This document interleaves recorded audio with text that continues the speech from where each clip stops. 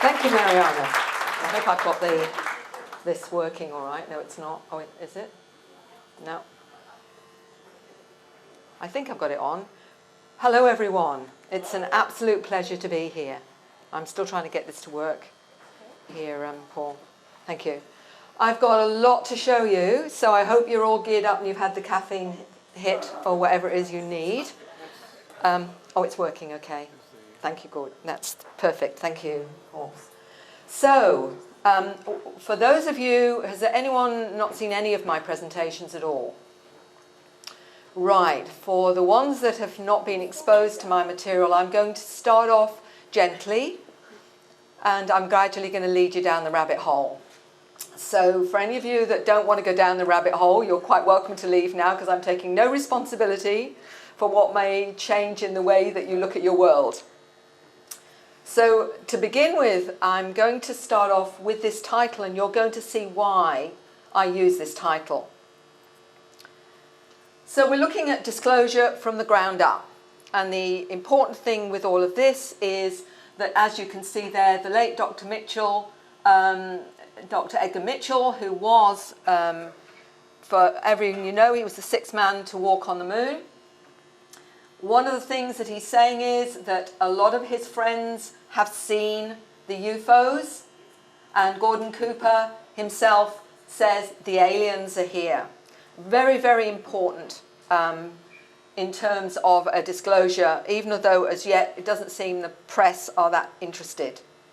And I'm going to have to come out here because I'm finding my reading is better doing this. Am I going to be okay to stand here?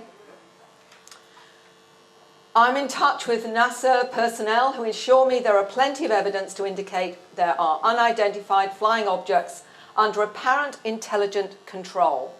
These unexplained sightings include flashing coloured lights, strange extraterrestrial archaeological features on the moon. And I wonder how many people are aware of that. That these, again, I'm going to get this right. Here actually is a figure. I don't know if you can see it very well. Lots of anomalies on the moon. For any of you that are interested, go and have a look at a documentary called Moon Rising is one of them, where you can see these anomalies. But that's not just the moon.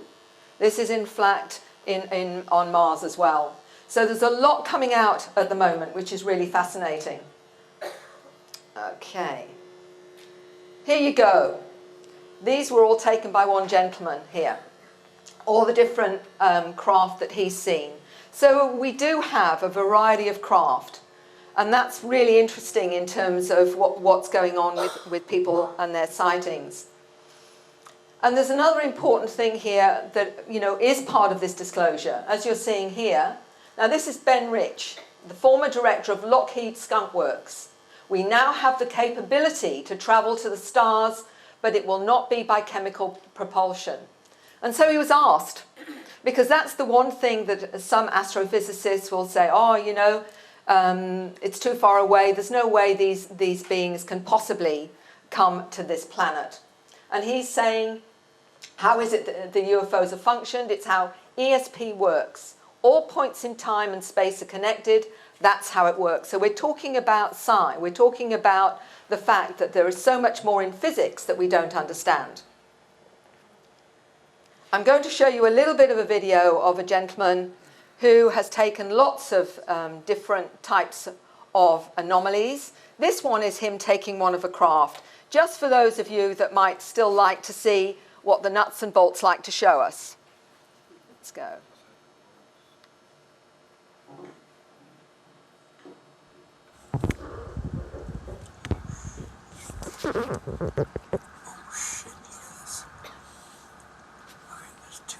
What you're going to find is the interesting explanation all of a sudden.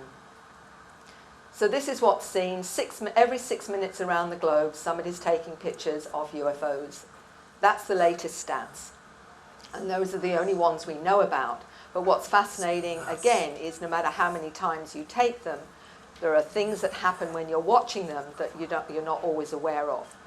And this is what you're going to see here, if I can just get the right part of the clip. It should come up any time now. Oh, fuck. You can understand, can't you? Shit. And that is the reaction. Did you see that? Okay? This is what it does. Oh my God, man. What the frick was that? Okay, well, you've got the message there. And that language continues, I might add. Okay.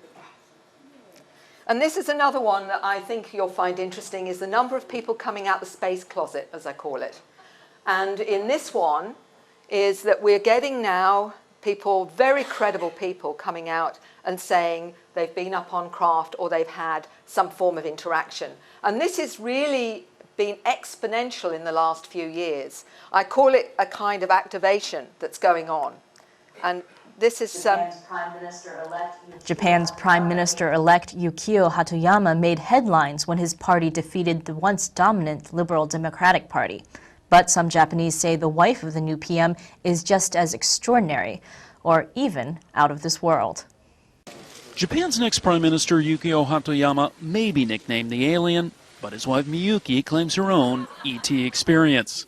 Hatoyama embraces his moniker, given for his prominent eyes, while Miyuki, in a book last year, said she was abducted while asleep 20 years ago, riding on a triangular UFO to Venus.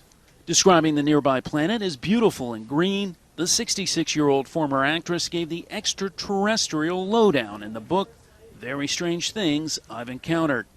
Yukio, who will likely become premier September 16th, met his wife while studying in the U.S., where Miyuki spent close to 10 years. On Earth. But the future First Lady of Japan, who campaigned for her husband's Democratic Party in Sunday's landslide election victory, says the sunset that day meant a win. So this is what's coming out now. It's actually coming out that people are admitting to their experiences. Now this is really where it gets interesting as far as I'm concerned. Here we have someone who some of you may be aware of. I've written about in both my books, Awakening and The New Human. And she had this dream where she was told just intense feeling before sleep, and the process where she had little control was beyond her understanding. Contrary to everything she'd been taught, she said that it said the human race had been created by extraterrestrials, and it contained information about genetic manipulation of humans, ET-DNA, to create another species. Now this was over 20 years ago when Tracy Taylor told me this, and since then we've got so much more evidence that this is going on. And for those of you that are new to my material, I'm leading you up to something far more interesting and profound than knowing that we have to accept that with 3D nuts and bolts ufology, which has focused on the craft, witness testimony, ground traces and all, has been very, very important, but it's only part of the picture. What we're seeing here with that is witness testimony, whistleblower evidence, archaeological and anthropological evidence of visits by extraterrestrial species throughout millennia. And you were shown today some new evidence that's come up at the Nazca Lines. These beings, and the other one I'm going to describe to you that was found as well, were found underground. Biological DNA anomalies, I'm going to go into that because we have those within our DNA. So are we intelligently designed species by the so-called gods? And I'm going to cover that very briefly with you, just to lead you into where I'm going. So here we have, this is a young man in India that wrote to me. In India, people hardly know anything about ETs and UFOs. The consciousness here is very narrow. They think that God is Krishna or Shiva, when as a starseed, I know they're extraterrestrial. So his problem is with his culture, where he says they're worshipping extraterrestrials as gods, but he knows in his heart that that's not the case. And this is the problem. Here we've got an experiencer drawing this telephant, she calls, from the Pleiades. And what have we got over in India? Lord Ganesha. Krishna. There we have Krishna, and what's an interesting cloud, as you can see above Krishna's head, which looks suspiciously like a triangular kind of UFO. This is a blue being that a 9-year-old in Northern Europe sees, that she calls it Emenoke, who is one of her guides and teachers. So this is where we've got to really start examining the way that we interpret things. And globally, the other one is the mantid beings. The mantid of the ancient gods is seen by many people globally. In Eastern Cape of South Africa, the Hosa, called the mantid being, the one who teaches and points to the sky. The Bushman legends of the mantis was the god who came down from heavens to share knowledge with mankind. The Aborigine in Australia calls them the Mamu. They're reported to be very ancient, wise, and master geneticists. The bottom picture is being drawn by an experiencer. Okay, now let's look at us as a species. The DNA molecule is the most efficient storage system in the whole universe. For life to form by chance is mathematically virtually impossible. Now we're talking here about Dr. Francis Crick, co-founder of the DNA molecule. He says the immensity and complexity coded and precisely sequenced information is absolutely staggering. The DNA evidence speaks of the intelligent information-bearing design. They, quote unquote, program the molecules so that when we reached a certain level of intelligence, we would be able to access their information and they could therefore teach us about themselves. Now this is where I'm going with this. So I'm giving you a historical background so that you've got somewhere to place all of this. These are the skulls found in Peru, and I'm going to go into the latest ones that Mariana was talking about. The first DNA tests to be ever performed on the famous Paracas skulls, they're thousands of years old, shown to contain genetic material unknown in any human primate or animal. A new human-like creature unlike anything has ever been discovered before, and the scientific evidence that the Nephilim actually lived amongst us. So let's go into that a little bit more. This is Brian Forrester's Facebook, and on it he actually got the geneticist. He didn't inform the geneticist of the skulls in advance, and basically this is what the geneticist said when he examined it.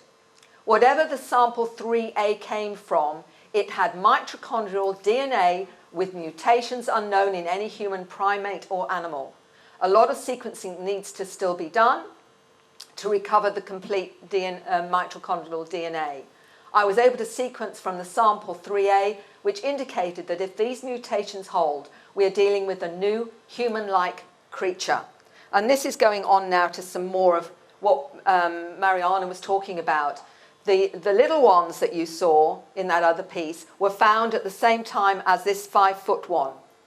And what's interesting about this latest one, which is going to be on Gaia TV, there's an introduction at the moment. Carbon dating looks like it's 1800 years old. There are 3 fingers and 3 toes. There's no ears or basically very little nose, more joint segments than any known humanoid species, larger eye sockets than normal. And also, if you see the petroglyphs there, they show 3-fingered beings. So this is really fascinating because this one's 5 foot tall. And they're now examining in 5 different laboratories the mitochondrial DNA of this particular one, which they're finding is female, and they're calling it Maria. So this is also tying in to the pharaohs of ancient Egypt. Here we have very interesting remark about Akhenaten. Look at the skull. Look at the shape of the skull. It's that the small fragment of desiccated brain tissue found. Akhenaten's DNA suggests he had a higher cranial capacity because of the need to house a larger cortex. And the gene called CXPAC/5, responsible for cortex growth, suggests an anomaly which is visible in the image below. So here we have it. These beings coming that are different to humanoids, different to ourselves. Lots of images. You can see them all here. Lots and lots of images here that you can see. This is from Mexico, have been found globally. Absolutely fascinating. It's all there once you start looking for it.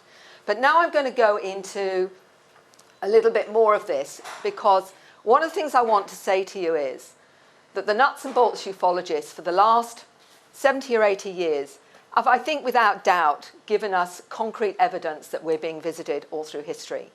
But the one thing they're not doing is giving us answers in the way that we seek them. Why are they here? What are they all about?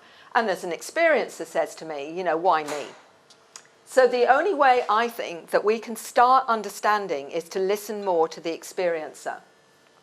Now this lady here is an expert in autism and Morgellons disease. And she actually said as a child she was experienced being taken to light ships. Her book, The Kingmakers, is a cosmic history that she had downloaded. The role of mantids, reptilians, Lemuria, Sirius, Atlantis, how the advanced survivors went underground, the history of inner Earth, the arrival of the fish gods, think of the Dogon tribe there, following the destruction of planets, the Sirius star system, and how they established themselves, and artificial intelligence. So this is a download that she's had over many years of her understanding of our history. Now, she's not the only one. This is the interesting thing. The experiences are being shown and taught all of this kind of information. This particular documentary, Gods Among Us, by Caroline Corey, will be out in the next, I think in October. 2 of those in her documentary, including myself, it was filmed in LA. It's really about experiences and the fact that we've had gods visiting us through history, and you've also got the science to go with it, because Dr. Rudy Shield is part of an astrophysicist, is in this documentary and is explaining how this is happening, the extraterrestrial presence on Earth. What's fascinating is that we're now getting the science to back up the way this can happen, because it isn't all solid extraterrestrial. We're talking about interdimensionals, extradimensionals, hyperdimensionals, time travelers from our future, and perhaps much more than that. So it's far more complex than we realize. What's interesting about Nikola Tesla is that he was able, even a century ago, to bring in concepts that we're only rediscovering today. But this is what he said. The day science begins to study non-physical phenomena, it will make more progress in 1 decade than in all the previous centuries of existence. To understand the true nature of the universe, one must think in energy, frequency, and vibration, which is not what we've been doing with the nuts and bolts side of this. We really need to understand this is multidimensional, and we're talking about the holographic nature of reality. So it's a new paradigm we're being exposed to. And the hard thing for most of us is we've been educated and programmed and conditioned into 3D. But here we've got Dr. Rudy Shield, who's an astrophysicist, who explains it through the quantum hologram. And he said, we live in an exciting world where advances in space, exploration, and astrophysics match by the wonder of the UFO sightings and the inner space phenomena.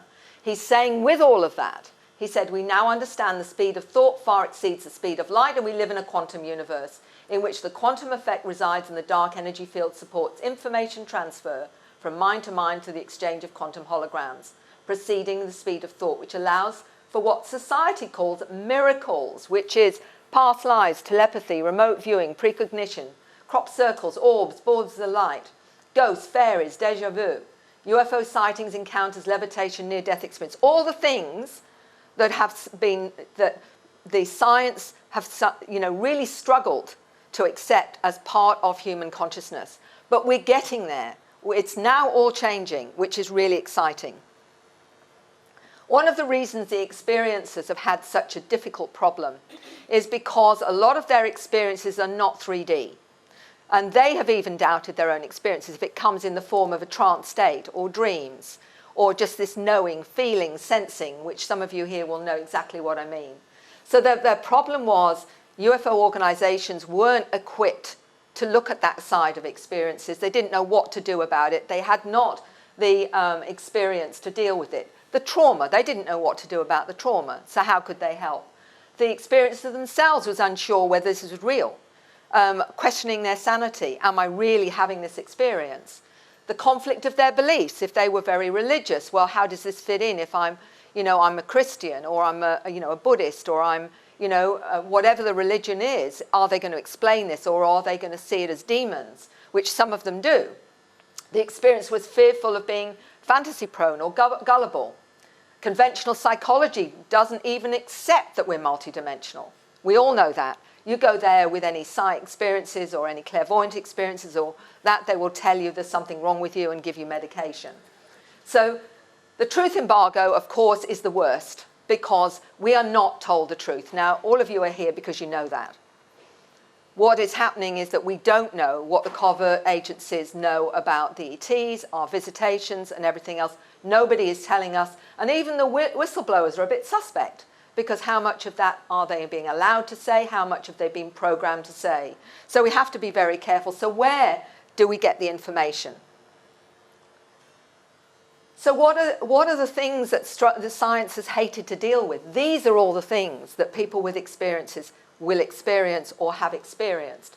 Some of them, 40% of those who have interactions with non-human intelligences have had it after a near-death experience, or have had it after a shamanic experience, or meditation, or a Kundalini awakening, will start to interact with these beings. This is not all related to just an experience on a UFO or UFOs. This is the important thing here. If 40% of those with near-death experience are having this experience, then it's talking about consciousness. The other things that will happen from this, time distortions, missing or expanded time, altered or enhanced sense afterwards, after the experience, heightened multidimensional senses, telepathy, clairvoyance, past life recall, telekinesis. These are the abilities, telepathic abilities, transformative changes, and also the strange manifestation of scripts, languages, and artwork. These are all part of evidence that this is real. And the other parts of the quantum hologram are experiences on spacecraft. People are shown how to pilot the craft. They're shown planets familiar to them, shown advanced technologies and how to use them, shown previous planet of origin, past lives, consciousness, soul, spirit moved into another being or a non-human container to perform procedures aboard the spacecraft. This is not what you're being told. Shown genetic engineering on many kinds of species, both on and off world. I've had an 8-year-old describe to me being shown how they genetically manipulate different species, from plants to animals, and how it's taken to other planets. Shown galaxies and other dimensions, the nature of black holes and wormholes. I'm going to talk about an 8-year-old was taken to both those things. Shown how to decode and understand scripts. I've got little children under 10 decoding some of these scripts. Shown parallel universes, timelines, time travel technology, taken on missions both on Earth and off-world, taught advanced physics technologies to create non-polluting energy sources, etc., etc. So these are the kinds of things that they're experiencing. These are some of the beings, this particular lady in Canada, the types of beings that she's interacted with. Now, this is not just the greys and the reptilians, which get thrown up time and time again on media and what have you. They're the two, oh, and a few humanoids. We've got many different types of beings. Mantis beings are another one. There are maybe more than 165 species of grey, by the way, than we're talking about here. So we've got those that have seen coneheads, Pleiadians, reptilians, light beings, ascended masters, Lyrians. This is all one lady and the different ones that she's seeing. Here's another one that came up recently for me, a rhino hippo type being. And I thought, well, this is really strange. This is a gentleman come to see me in Queensland and said, has anyone seen this type of being? I found out that, yes, they have. Another lady in Queensland. And this one's a lady in New Zealand that's drawn this one. She said it came in when she was doing healing and that he connected to them both, the lady that was being healed. She said the client was open to this extraordinary experience. And she said, did you see them? And the lady being healed said, yes. A beautiful being of loving, healing nature. We were fascinated as we've never seen this on the television. He was about 5 foot, big built, skin looked like a hippo skin, has just come out of the water, bit of a shine to it. Now, isn't this interesting that we're getting all these different types of beings? This is another hippo rhino type being lady in Queensland told me about. But she was 8 years old when she actually saw this being. And she said she was in hospital. She experienced an amazing feeling of presence of sincerity, unconditional love and peace. So another healing type thing. Smooth, distressed skin with green, sincere eyes, standing on 2 legs, smiling, making her feel distracted, had smooth grey skin. Now, there's a really interesting understanding from the indigenous people about this particular being, which is one that they're aware of in mythology as well. Very protective and something that they are aware of. So there's so much we don't know in different cultures about these different types of beings. I'm just wanting you to see there's so much more out there. Now, Tracy Taylor believes that part of the fear is part of a wake-up call, that it's getting us to look at new things. Rather than just traumatizing us, it's saying, wake up. And she understands it this way. Basically, at the start, I misunderstood the Greys. The knowing ET part of me initially made a decision to assist them, and the understanding of this can be overshadowed by fear, which stems from our limited human perceptions and reactions to these experiences. That's how she understands it. And for many, it seems to be that way.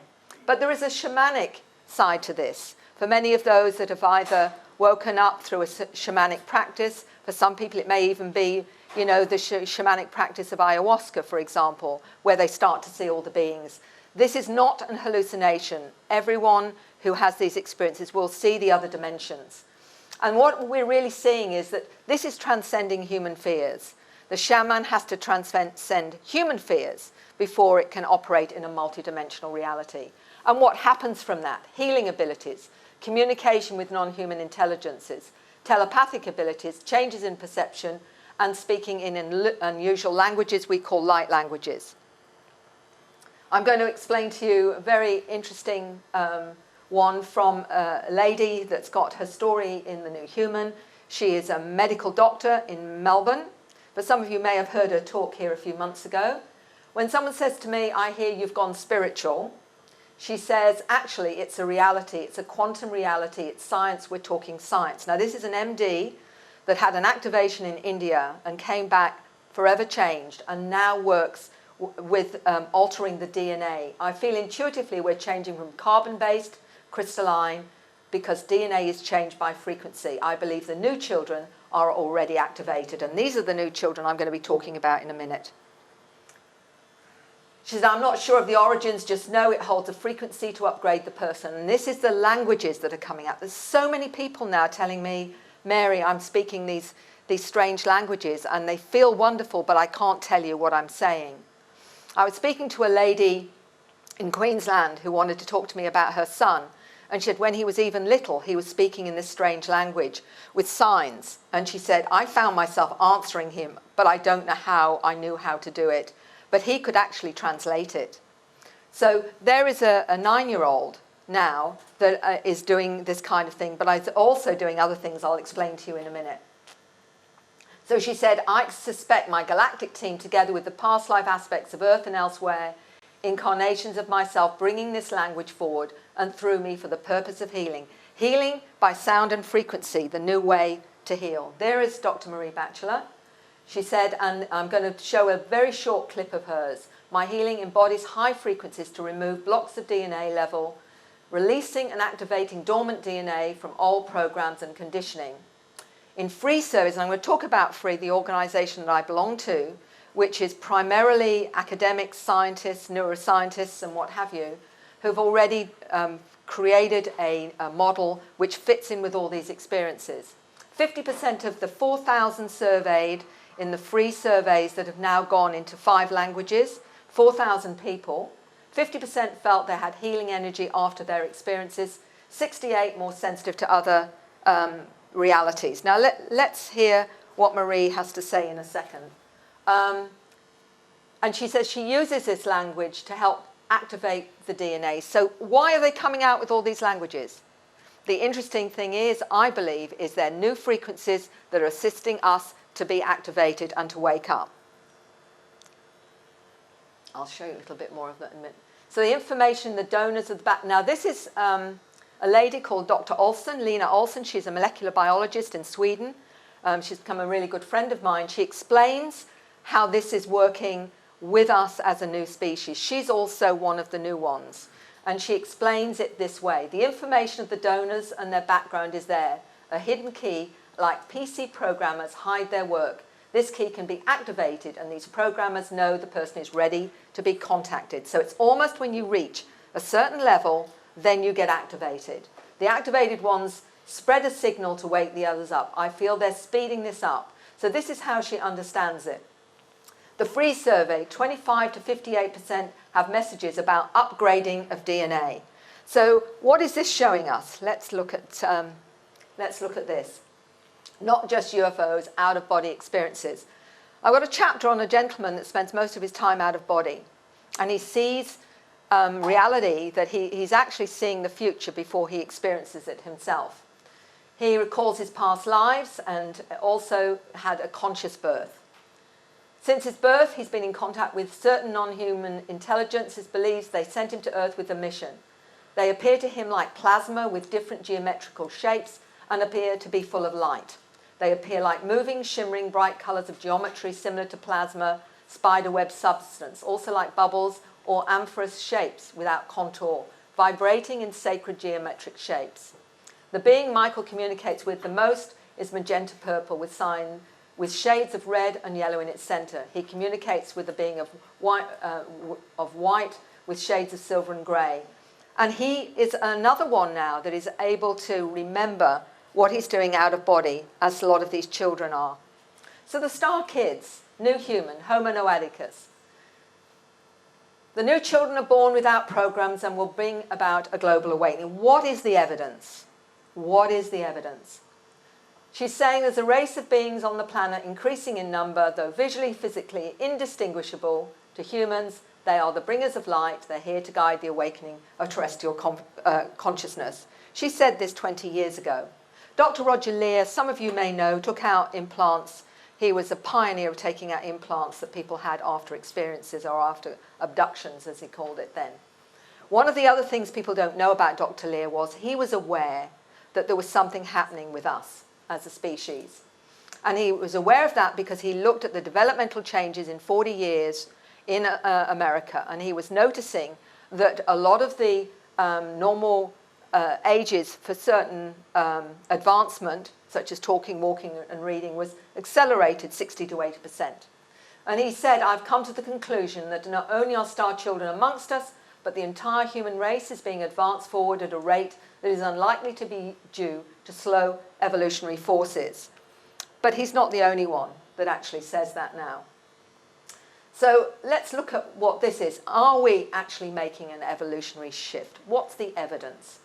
Alfie Clamp is a child with 3 DNA strands, the first one to be acknowledged by medical community.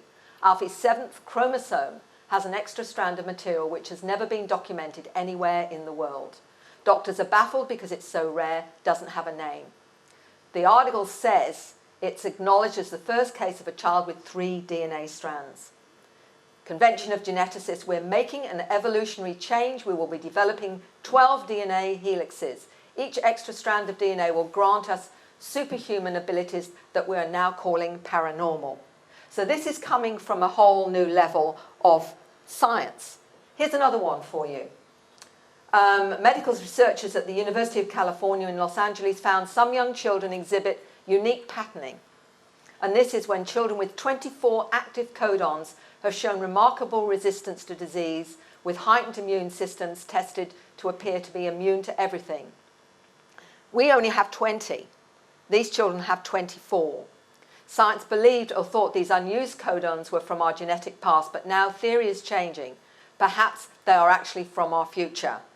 And this was because they discovered one child was born with AIDS. And as each year went on, they tested this child for AIDS. By 6, this child no longer had AIDS. They discovered he had 24 of these codons active rather than the 20 with the rest of us. And now they found 1% of children that they tested have these 24 active codons and are virtually immune to everything. So are they an evidence of this upgrade? Past life recall and resistant to disease. This is what Tracy Taylor told me many years ago. Abilities such as telepathy, manipulation of time and space, non-verbal communication are conscious abilities for these children, are quite natural. Ability to access memory, enhanced, they often have photographic memories, extremely fast motor neuron responses. Their cells vibrate faster. Their DNA is encoded to recognize all types of foreign organisms. Isn't it interesting that we're getting this information coming from 2 levels? But the DNA seems to be crucial, and there's so much about the DNA that I would love to say, but I'm going to cover it very briefly because I've got a lot I want to tell you. The free survey has found 25.8% were told information about upgrading of human DNA. I felt these beings were like scientists and were curious about us. I was told it was something to do with genetics. The drawings from a 13-year-old in Canada and the being that he saw when he was talking like this. So there's something about the DNA. I've mentioned this before, Dr. Brown, molecular biologist, who told me in 2010, the exponential increase in autistic, ADD, indigo children have new genetic architecture which allows them to see the world in a multi-dimensional fashion. I believe research would show dormant genetic regions are being reintegrated into the biological systems occurring in all of us to produce expanded awareness. Their brains work faster, they have access to more information in the beginning, the classroom learning is much faster than normal. I believe they know what is being taught, and it does seem as though that's the case. The intrinsic understanding and knowledge and information operates at biomolecular level, where the sentient activity of the brain takes place, the atomic structure of the DNA molecules, it's transgenerational information. So we're talking about what's encoded in our DNA. I believe they're accessing the akashic record of sorts within the DNA molecule. As the efficiency of our DNA increases, more of this information will be made available. The modification of the DNA is more likely remodeling of the genome to make dormant regions accessible. So this is what's happening. There seems to be something going on that is actually changing us as a species. But he's saying the hybrids are altogether a new species of human. And I'm going to talk a little bit about the hybrids as well, because there's some fascinating information on that. So ADHD, let's look at that one for a start. This gentleman Neil Gold is a wonderful researcher in Hong Kong who I went and saw some years ago now. And he wrote a book, Close Encounters of the ADHD Kind. And he didn't find out he was ADHD till he was in his 50s. What he said about the universe and how he saw reality differently. And as you can see, he's retranslated ADHD as always dialed into higher dimensions. My book is about what happened in my extra-dimensional world where I met the beings of light. Being symptomatic of ADHD, I am not limited to the square template of the universe. I am wired to the multidimensional universe. My internet browser can browse into chaos, be it on Earth or the multiverse. I can perceive hidden layers of order and make sense of it all. Most folks without a supercharged browser cannot do this. They are focused towards convention and this reality. That is the difference. And we are seeing these kids as something wrong with them, dysfunctional. We need to dumb them down. So what do? We medicate them and we slow them up. We're not realizing that these may be our future because we don't understand. And so why do I say that? Well, apart from Dr. William Brown, this is what Dr. Olsen in Sweden talks about. She's a molecular biologist. She's also an experiencer. She calls all of them letter people because she reckons and believes that she's one of them because she's an experiencer. I do not believe these are broken genes, but offering a new, multidimensional skills to prevent limiting reprogramming of a third-dimensional reality. So all these conditions are harder to program. Anyone that knows any Asperger's or any of those dyslexic or any of those with ADHD know how hard it is to get them to sit down and take in information in a 3D format. Well, I believe there's no accident to that because a lot of those with these so-called dysfunctions are being born to experiences with these that are having contact. So you're saying to yourself, as I did, if we are looking at an upgrade through every generation, why is it then that so many experiencers are having children with these so-called dysfunctions? There's got to be a reason. What is that reason? And one of them seems to be so they can't be programmed into a limited and limiting third-dimensional reality, which is not our reality, is only part of our reality, because we're multidimensional, I believe, in nature. So that's my point with that. There's so much more I'd like to say, but let's look at it this way. Dr. Olsen talks about it this way. The genes are genes with all the characteristics of genes, but on another level, they contain information of their origin and the tools to transform into a higher form of species. She said, the information from the donors. Now, who are the donors? That's the big question, and I think you might have some idea.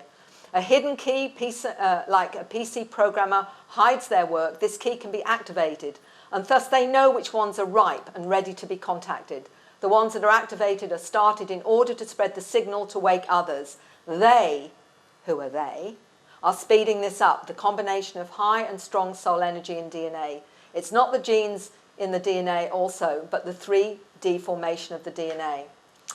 Now, what's interesting here is scientists in Cambridge presented astonishing data for the first time, a quadruple strand formation working in human cells. They believe it's connected with disease, but I believe it's connected with what I call the new way of 3D folding DNA caused by frequencies we're being bombarded from the cosmos, Earth and the Sun. The new just means the genes have been dormant and further away are closer and activating, giving the bearer, the person as well as animals, extra abilities. So you've got a heightened and more sensitive nervous system, new ways of processing data, abilities such as telepathy, to perceive auras and sense how other people feel are some of the abilities of this activation. This is what's going on, and this is what people are feeling. The letter person, as she calls it. Scientific tests show the above normal sensitivity, and she's done the test because she's a scientist, and she's found such things as hearing extra sound frequencies, both above and below normal range, aware of minute differences in shades of colour than normal range, taste and smell are enhanced, sensitive to frequencies, can feel overwhelmed at times by sensory overload, sensitivity to radioactive radiation, energy fields, energies beaming down from angry people, as well as love and happiness. And she said the letter people have to learn to focus their energy fields, will be less prone to getting ill. So a lot of them are affected by being around people, going into crowded places, needing to be more isolated because of how they feel. And the differences can be helped. One of the important things is how do we fix this, or how do we help them?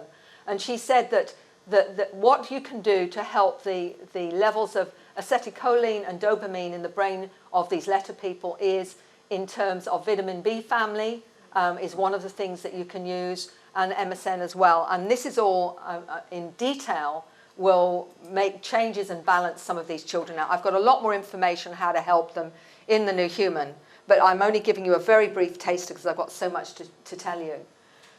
This is this lady who, they're both world-renowned experts on autism.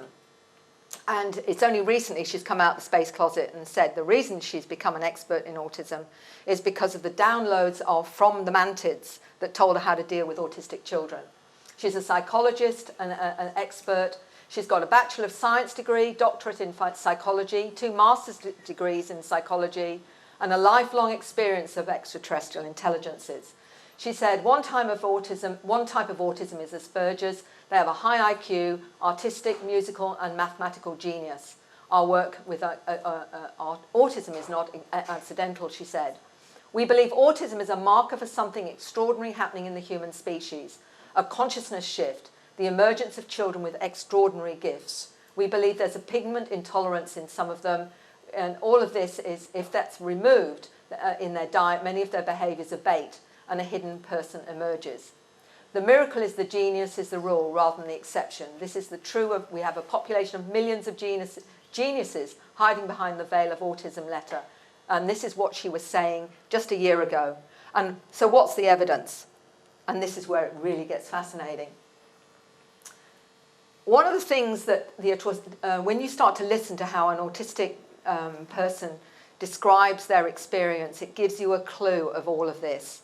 This young lady, Carly, she was asked, I bang my head, because if I don't, it feels like my body is going to explode. And the reason for that is, she said, why do they rock and flap their hands? And she said, it's a way for us to drown out all sensory input that overloads us at once. We create output to block input. We take many sounds and conversation all at once. I take it over, and this is where it was fascinating, because she was asked why she doesn't look people in the eye. And she said, I take in over 1,000 pictures of someone's face as I look at them. That's why we have a hard time looking at people. So what is going on? That they've got this extraordinary amount of input that we don't take in because we're looking at the reality through this little tiny lens, but they're getting the whole multi-dimensional sensory input. Autism has not yet been investigated for psi abilities, although they are very psi-like. Telepathy has been the most reported, and telepathy in autistic children seems to be more and more common. The data suggest an alternate, latent or default mechanism. This is Dr. Hennessy Powell of these non-verbal children. She's talking about their psi abilities. So it's starting to be recognised as part of this. Telepathic are they new programs? The family believed their daughter was a mathematical savant. She could provide answers to multiplication division problems over 6 digits. Her answers were switched from an ordinary numerical format to an experiential one. The therapist asked her how she knew the answers to these things. She said, I see the numerators and denominators in your head. So she is doing it telepathically. She's getting her information. The therapist tested her with pictures, sentences, and she was able to type accurate answers, even if the sentences were in a foreign language. So what we're seeing here is it suggests severely autistic children who exhibit ESP may in fact be receiving a pure signal and be 100% accurate on the given targets is actually staggering. So this is something we're missing because they don't operate the way we do. Nikola Tesla is a very interesting gentleman. And I'm saying that because he was autistic. He experienced visions which provided him with solutions. He had 800 patents. Tesla was not only autistic, he was vegetarian. Stated that he came from somewhere else. I've always been ahead of my time, and I do wonder whether he was one of the forerunners of the new ones. Look at the brain of an Asperger's against the ordinary brain, as you see up the top there. I was speaking to an Asperger's, they call themselves Aspies, and this is what he told me about his, not only his experiences. He said to me in an email, your work of late has totally astounded me. I have the same sensitivities you explain in your talks. I would like to talk to you more and help others who understand our kind. I'm constantly researching anything and everything. My mind is like a sponge and I crave information. I'm left-handed, I can read text upside down, even backwards easily. I get a compulsion to speak in a tongue which I am not familiar with but comes naturally. I've always felt different to others since far back as I can remember.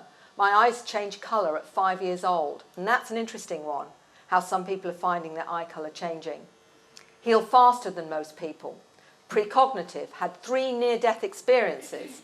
Drawing, and he says when he draws, and this is his art, as you see down on the right here, he said, when I draw, time dissolves. He goes into some kind of trance. He sensed presences, hears more sounds, sees a greater spectrum of colour, and connects and communicates with animals, he said as well. Or he seems to understand them, he said. So what is this telling us about all these children, these exponential increase in all these so-called dysfunctions? Let's look at the hybrid, and this is from when he was 16, he's now about 18, and he's in the Gods Among Us documentary. So I said, so you're saying that the new human and the hybrids are really the same? Yes, they're the same, but the hybrids are expressing their consciousness through their DNA, as is the new human. The hybrids are part of the new human archetype we're evolving into. The labels don't matter, the humans are evolving, our DNA is advancing, and we're expressing that in any way possible, and it's contained in our DNA. There is a scalar imprinted memories of all the other beings in our DNA which has passed through, and because we contain that information, we can express it in a new human template. We can express it in hybrid forms, such as saying we're indigo, crystal.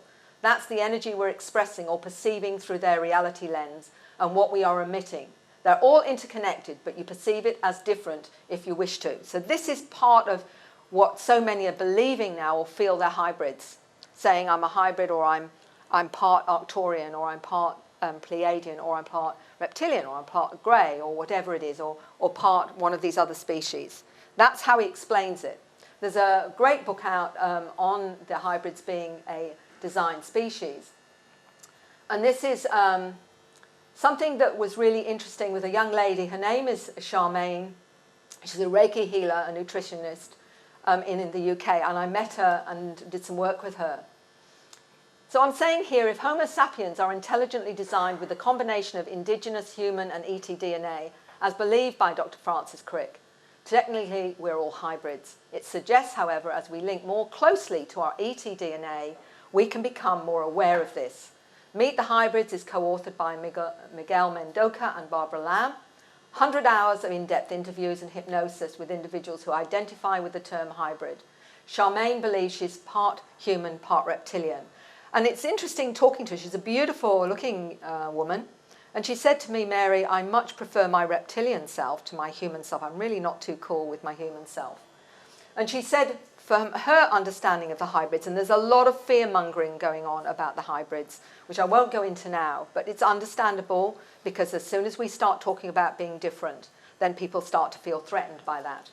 There are various reasons for the hybrid program. They differ depending on species and if they're involved with the military, and that's a whole new ballgame. I believe one purpose for the creation of hybrids is to bridge the divide between ETs and humans, taking positive attributes from each race for certain purposes, such as healing, higher intelligence, stronger spiritual connection, and so forth. So as we're being activated, then this is what's going on. Now, we all know that only 5% of our DNA we know is activated. The rest was considered junk litter. Nobody really knew what it was. And only now maybe we might get insight into what that other 95% or 90% of DNA really is. That goes with the fact we only use about 10% of our brain. What do we do with the rest? Unless maybe it's preparing us for a whole shift in consciousness where we may in fact be fully activated. I don't know. This is all just hypothesis at the moment, but you make up your own mind. Dr. Olson explains the activation of the DNA as a separation too of different awareness on this planet. She's talking about high frequency people and low frequency people, and she believes that we're separating out into these two frequencies. In other words, you choose to stay with 3D or you choose to be activated and become a higher frequency. She said this, I think the increased resonance and frequency from both space and Earth is pushing the DNA into some sort of three-dimensional configuration so that dormant genes in the so-called junk DNA are aligning. It's like a time-activated evolutionary step controlled through the DNA. DNA being the crystalline formation with an encoded message aimed to speed up evolution.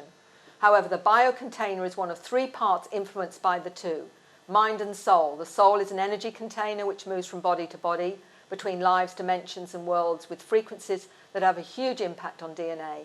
The soul provides the life force and the data bank, and this main control sends frequencies, signals, programmed photons, electrons, gamma rays to help you carry on your mission and evolve. Not everyone will choose to upgrade, so there will be high frequency people and low frequency people.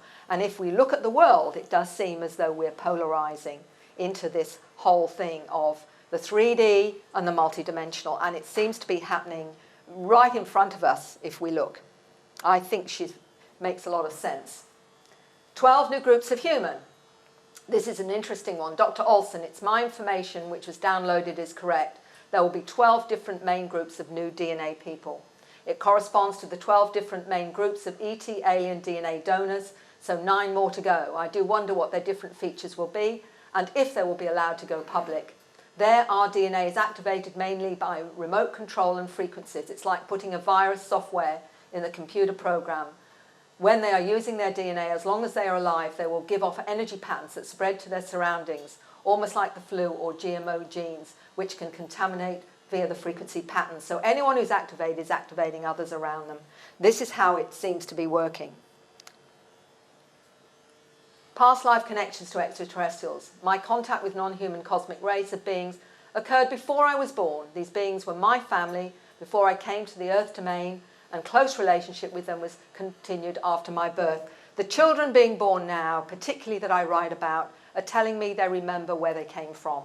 They have conscious memory of other planets that they say are their origins, and as one 10-year-old told me, he came through a portal in the sun in another dimension. So first of all, though, the ET communications. Now, we've all expected it to be with the ET standing in front of us and having a communication with us, and sometimes that does happen. There are a lot of humanoids walking on this planet that are speaking our languages. Whether you want to believe that or not, this is the information that's coming out. But what seems to be happening is a lot of the communication is telepathic, because that seems to be where we're all going. Because as we get activated multidimensionally, we are able to do this. It'll be part of what we're doing. But information is then given in concepts like symbols, like these light languages and packets or downloads. And Tracy's saying here, it should be borne in mind the nature of extraterrestrial communications. In a majority of instances, they communicate with humans by telepathic transfer of mental images and concepts rather than words and speech, which is inaccurate. Our linear way of speaking is not saying the whole picture. Everything's made up of the same matter resonating at different harmonics, so the ETs are able to communicate with us, directing thought on subatomic levels, and so activate the subconscious. These symbols are meant to communicate the nature of the macrocosm. So this is how we're getting the information, through symbols. This symbol is one drawn by a young man in New Zealand called Antonio, who believes he's an Arcturian ambassador. And these are what he's saying here. Communication with our galactic and interdimensional intelligence is multidimensional education by numerous non-human intelligences, physical, contactee, spacecraft, out-of-body, downloads of compressed data, dreams, music, art, star languages, codes, crop circles are all the different ways we are being communicated with on different levels of our multidimensional reality. So the artwork has been particularly interesting to me. And I've got so much artwork sent to me that happens after contact. When people say, where's the evidence? This is the most concrete evidence I can give you. Why do people suddenly start to do strange drawings, not only of beings, scripts, they're doing geometric forms, they feel very motivated, they have no idea how they do them, they might be doing other tasks, but somehow they feel impelled to do this. Think of the film Close Encounters of the Third Kind. Will give you some idea. Remember the gentleman absolutely focused on some images that he was getting. And this is how she understands her drawings. To my mind, it's a thesis, a work in progress. Open my mind to the bigger picture, which includes biology, neurology, physics, astronomy, astrophysics, theology, philosophy, spirituality, technology, anthropology, and archaeology. I'm in a school of higher intelligence, so they're educating us, are instructing and teaching me. The work forces me to read and learn what they've suggested. It's awakened me to a higher consciousness. I've learned to see life differently and how everything is interconnected by a mathematical order, balance, harmony that flow within us. The art progressed in groups at a time, telling me something I was not aware of until the next body of artwork was completed. It took 10 years before I realized the specific information was being relayed through this art-making process. I am in a school of higher intelligences, and they're instructing and teaching me. This is what's coming out. This is what's coming out. So these are some of the images. The imagery of my work has led me to appreciation of the world we live in and beyond this world. The structures depicted in this artwork are combined with frequencies which can be interpreted as musical, mathematical, electrical, or script descriptions. I believe these frequencies can be deciphered in some manner of code breaking. I'm going to talk about the code breakers. Some of them are as young as 7 years old. I speculate that the extraterrestrial beings communicate through emissions of individual symbols from electromagnetic technology, which is consequently understood by the conscious mind as information. So let's look at that. Now this is, I'm going to show you something. A female farmer suddenly began to speak and paint with a universal language she'd never painted before, painting one-line string complicated like star maps. I'm going to just show you a bit of that now.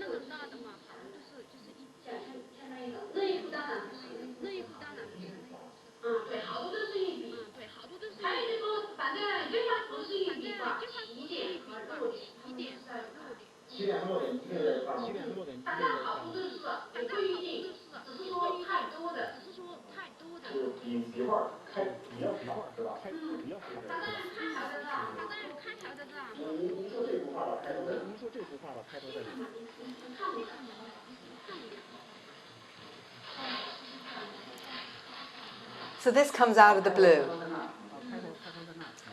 So what she's saying is the unicursal method in how she's doing. I'm going to show you some more. Let's just stop this. The unicursal method, which is interesting with her complex drawings, is she never takes the pen off the paper. through the whole drawing, which is really quite fascinating in terms of her process. Here's some more. Just look at those. These, a lot of these were done. The drawing is that the finishing point always meets at the beginning point of the drawing. How do they do that? This is what she was mentioning. The unicursal process is to express what is done in one movement through the whole drawing. Now, have a look at those and have a look at what we've seen so far with Ceci's. Here's another one for you. This is another case in China. I've been in touch with a researcher in China that saw my information on all the drawings and said he's got cases in China that echo the same kind of information. What they're always very careful of saying, they're not well educated. Often they're uneducated. Now that's really important, because what I've discovered is the more education you have, the more programming and conditioning, the less open you are to this kind of communication, because you block it, you shut it down because it doesn't feel okay. So here she is, a retired woman, acquired the ability to see a UFO, saw a UFO in the sky like it was smiling to her. Not well educated, never learned about painting, learned about singing, language and pronunciation is random. I'm not sure whether this one is actually the, I'm just seeing if that's, no, that's not the one with, I'll show you the next one. I'll show you in a minute them doing the language, but this is another one. The phenomena in China, the Buddhist monk says it's connected to otherworldly beings. The Buddha, it seems that Buddhism has an openness to non-human intelligences. The Chinese looking at the characters are not Chinese but belong to local dialects. They're primarily uneducated, never taught to draw or attend calligraphy classes. One woman's drawn an amazing calligraphy images with 5 brushes simultaneously. So they seem to exhibit really unusual ways of doing it. One woman can only draw this in a dark room with no one present. Created in a unicursal method, which is never taking the pen off.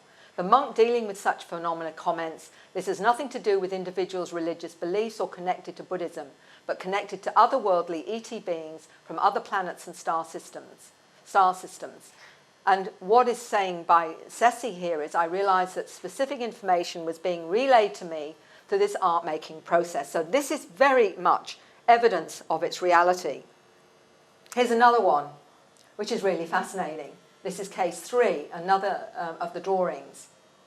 The Chinese woman claims her communication with a Buddha, gods, high spirits and other high sources, including aliens. They're strict and serious about what they tell us. The sky above combines human. This can be understood in Chinese as above, so below, all is in unity. So that is what she's really saying in this picture here, is humanity and heaven are united in oneness. So this is, for me, it was fascinating to get some of the Chinese cases really very similar to what I was finding. Connection to the gods via music, scripts. It's not Chinese. So all of that you're seeing up there is not Chinese. Okay? She plays the piano. I'm going to let you see this in a minute. She feels connected with Krishna and is told things about the same gods. She always gets a number of codes by the source of the information is some kind of life code of a person near the piano. The source of the information claims it's Krishna, who loves her and her human children on earth. So again, she's interpreting it as the god rather than the gods with a little g. In Buddhism, Buddha talked about how one god religions came to earth. He said when a person's past life is in some paradise world as a higher spiritual alien, then he practices or somehow steps into the state of first Zen and recalls his past life in the world and begins to talk about God, creator, paradise. So this is some of the understanding that they get from the experience. Now here's another one. Actually, that's the same slide. Sorry, I've not removed this one. This one's by a 12-year-old child in China. Now look at those images. And I'm going to show you some from, this one here is from a gentleman in Canada. The Chinese artist is like me, this gentleman in Canada wrote to me. The young artist is indeed my breed, although I can adapt different structures to channel the same energy, meaning it can come out different forms of art. I can paint the same. I can musically manifest the same force or use bodily movements to do the same. Some of this work is like seagulls, which can be infused with in intention and form. Seagull is a magical symbol derived from the first letter of a word or something combined with the other first letters to form a symbol. Then you focus your mind on the symbol. It changes the intent of your sentence and words. It's essentially a bridge between conscious mind and superconscious. That's the important bit. It's a link. Once the superconscious fixates on it, then things start to happen. So I found it very interesting because I then asked an Aspie, this gentleman in England, because he does strange drawings as well, what he thought of some of these images that I sent him, because I'm constantly doing that. If I get information from one experience that looks strange or different, if I come across someone else doing a similar thing, I want to know if they have the same understanding. And this is what this gentleman in Canada was saying about there are cell-level healing images, really as weird as you can get. There are about 7 books that started to come through in trance, he said. I started trying to open parts of my brain. I have no idea what the pictures are going to come out, they simply do. Without errors of any kind, despite being around kids, so there are times I'm bumped. The point, I don't seem to have any conscious knowledge of what I'm drawing. The images are communications that have partly driven my development. So he's talking about this whole thing about where he's even precognitive when he draws events that are going to happen in the future. So it's information coming down in art-making form.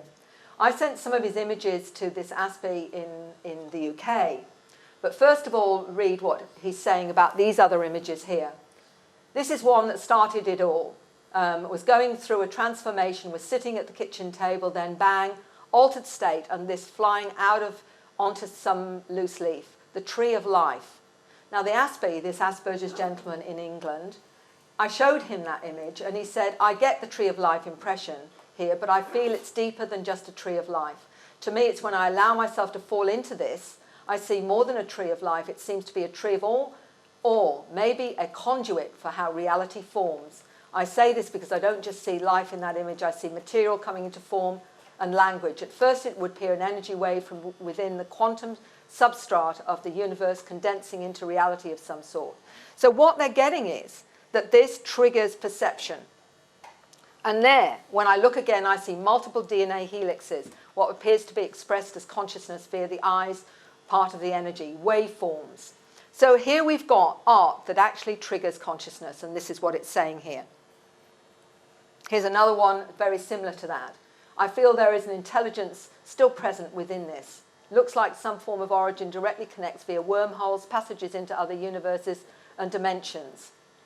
I still feel there's an intelligence still present here, maybe the origin of the intelligent design. I see interconnectivity between universes, dimensions.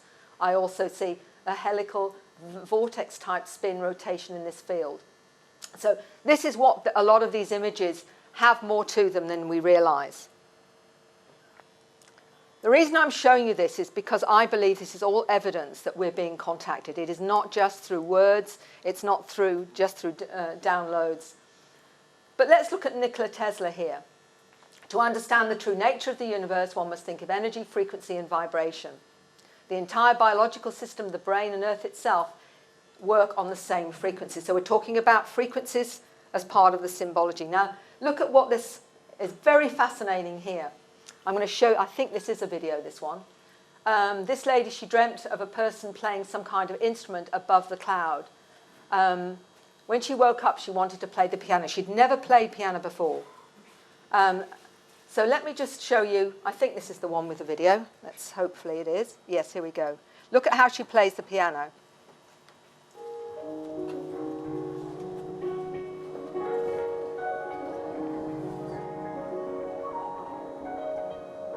Never played piano before. Suddenly had to play the piano.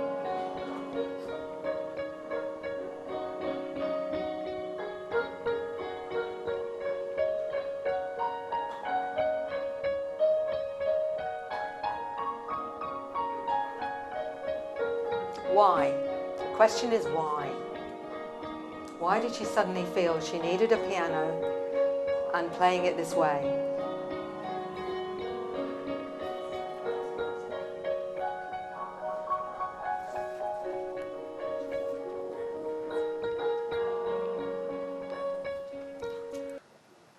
Now, let me take you to Western Australia from China. This young lad He is 11 years old, and he started to have ET interactions. And he was aware that when he played the piano, when he's learning piano, he can get very tired after 3 minutes, but he's aware that one of these beings comes into him when he's playing. With that energy, he knows the name of the song he's going to play, which he tells his mother.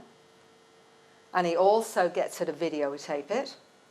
And these are the tracks that he will play, he has played. One of them is called Decoding DNA. Okay? At no time did Arthur practice them. He named each one before he played it. It was though he knew what was coming next. And he would... Now this is really interesting because I'm going to play you a little bit of his Decoding DNA in a second. Here we go. I just want you to be aware of the process. When I play for 3 minutes, my hands cramp up, but doing it normally. But when with this, I can change the speed and do for 12 minutes and I don't feel any pain at all. So it goes into another process. It's like my hands are doing it by itself. He also knew the titles before he played. He always feels drowsy afterwards, like he's going to pass out. These songs I need to give to people to wake them up, and I'm going to play you Decoding DNA.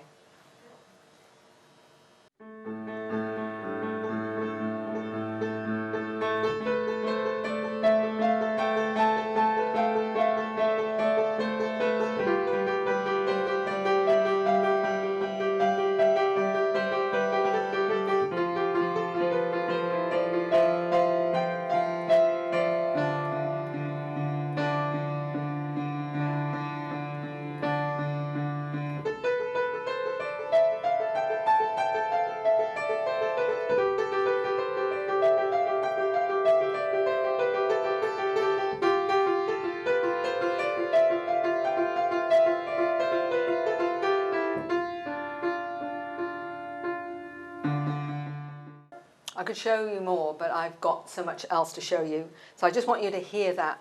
So some of you may be more musically inclined than others. I sent this to a violinist. She's a celebrated violinist in California. She's actually Japanese. She's had her own experiences with non-human intelligences and other worldly beings. And she recognized the process that this young man was going through because she went through the same process. So I asked her what she thought of the songs that this young lad, who calls himself Arthur, it's a name he chose, and this is what she's saying about Arthur songs. Remember, she's somebody who has played her music for a living and made a wonderful living out of it and is celebrated. She's written a book, One Life, Many Worlds, about her experiences in post-war Japan. She also now finds herself channeling artwork. She's never drawn in her life, but finds that she can do it now. And this is what she said about the songs of Arthur. I believe Arthur is contacted by the aliens or master musical spirits. It's amazing composition, it's genius. The first one is combined a few bars of Beethoven's music. But she said, with my alien experiences happened also in childhood and went far beyond. When I was overtaken by the entity, I felt something similar to what he was saying. I received amazing power, but I was left drained and crashed. As a result, I could not go to school. The same way Arthur said he was exhausted afterwards. She was explaining the same. She goes into more detail. But what I want to show you is that by accessing others with similar experiences, you start to get patterns of experience that give it validation. Dr. Olson, the DNA is not just controlled by the biocontainer. So she said, the frequencies as such are from many origins, and some of them might be aimed specifically with the purpose of halting or speeding up human evolution. They travel through the body and hit the DNA like fingers hit the keys of a piano. Quite an interesting statement that, as we've just been showing that along. So it's really talking about frequencies and vibration and activation. Teaching in ancient wisdom. Geometry is vibration. Geometry is a visual representation of a structural manifestation of vibration. The function of proteins, the function of DNA is all based on this geometry. That's one of his symbols. Antonio believes he is not only Arcturian, he calls himself an ambassador and speaks Arcturian language as well. He's all of 17, well, he's older than 17 now. I'm keeping an eye on where we are with these okay. I'm trying to get through these pretty fast. I've got so much to show you about what the kids can do. New physics, again, we're talking about new physics. The symbol means 4D information is within us. Human dormant abilities can be activated through recognition of multidimensional frequencies, patterns within our consciousness. The next phase of physics, transcending mere material observation, linked to the etheric realm, related to telepathy, clairaudience, and telekinesis. Now, many of the new kids are telling me they can speak other languages. This one should be Arcturian. Summa tataka parakatika sita takata, summa takata, ritika tinga tapatumasa, rokatingo takaparakin sikataka parakatin sitataka matata, so ringa tataka paraka rikingi kopataka parakatika singataka, shung patakitin sikatika parakatin siltukunda. What I'm doing now is I'm trying to find ones where different people speaking different languages can recognize each other's or translate them. And I'm getting quite a lot of success with that as well. I won't actually play the language this little girl speaks, but I want to tell you the story of this one. In my book Awakening, there is this script. The mother apparently was reading my book, and her 7-year-old daughter said, "Oh, I can read that, Mum." And she ended up not only reading it in a language, but translating it into English. And the mother contacted me and said, "Mary, I've got my daughter that can actually do this." And I said, "Would she speak to me?" And this beautiful 7-year-old, so confident, said, so we're talking over Skype, and I said, "I believe you can read this script." And she said, "Oh, yes." I said, "Can you read it to me?" "Oh, yes." "Do you want it in English? Oh, do you want it in the language, or do you want it in English?" And I said, "Could you do both?" She said, "Oh, yes."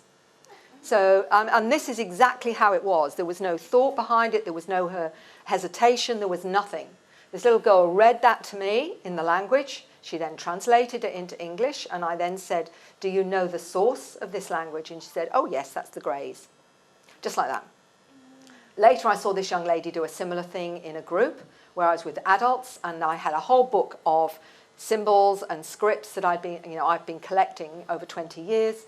She told me she couldn't read all of them, but she picked one out, not like this, something quite different, where she was reading almost in a diagonal way. Not only did she translate it, say it in the language, she said it in English, and she told me that was the Greys and the Mantis were the origin of that one. You have to see these things sometimes to actually see how amazing it can be. Oh, you want to hear a bit?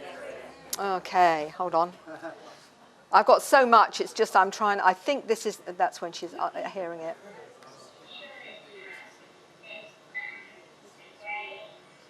Oh, hold on, that's the one where she's describing it. Hold on. This is the one with the language.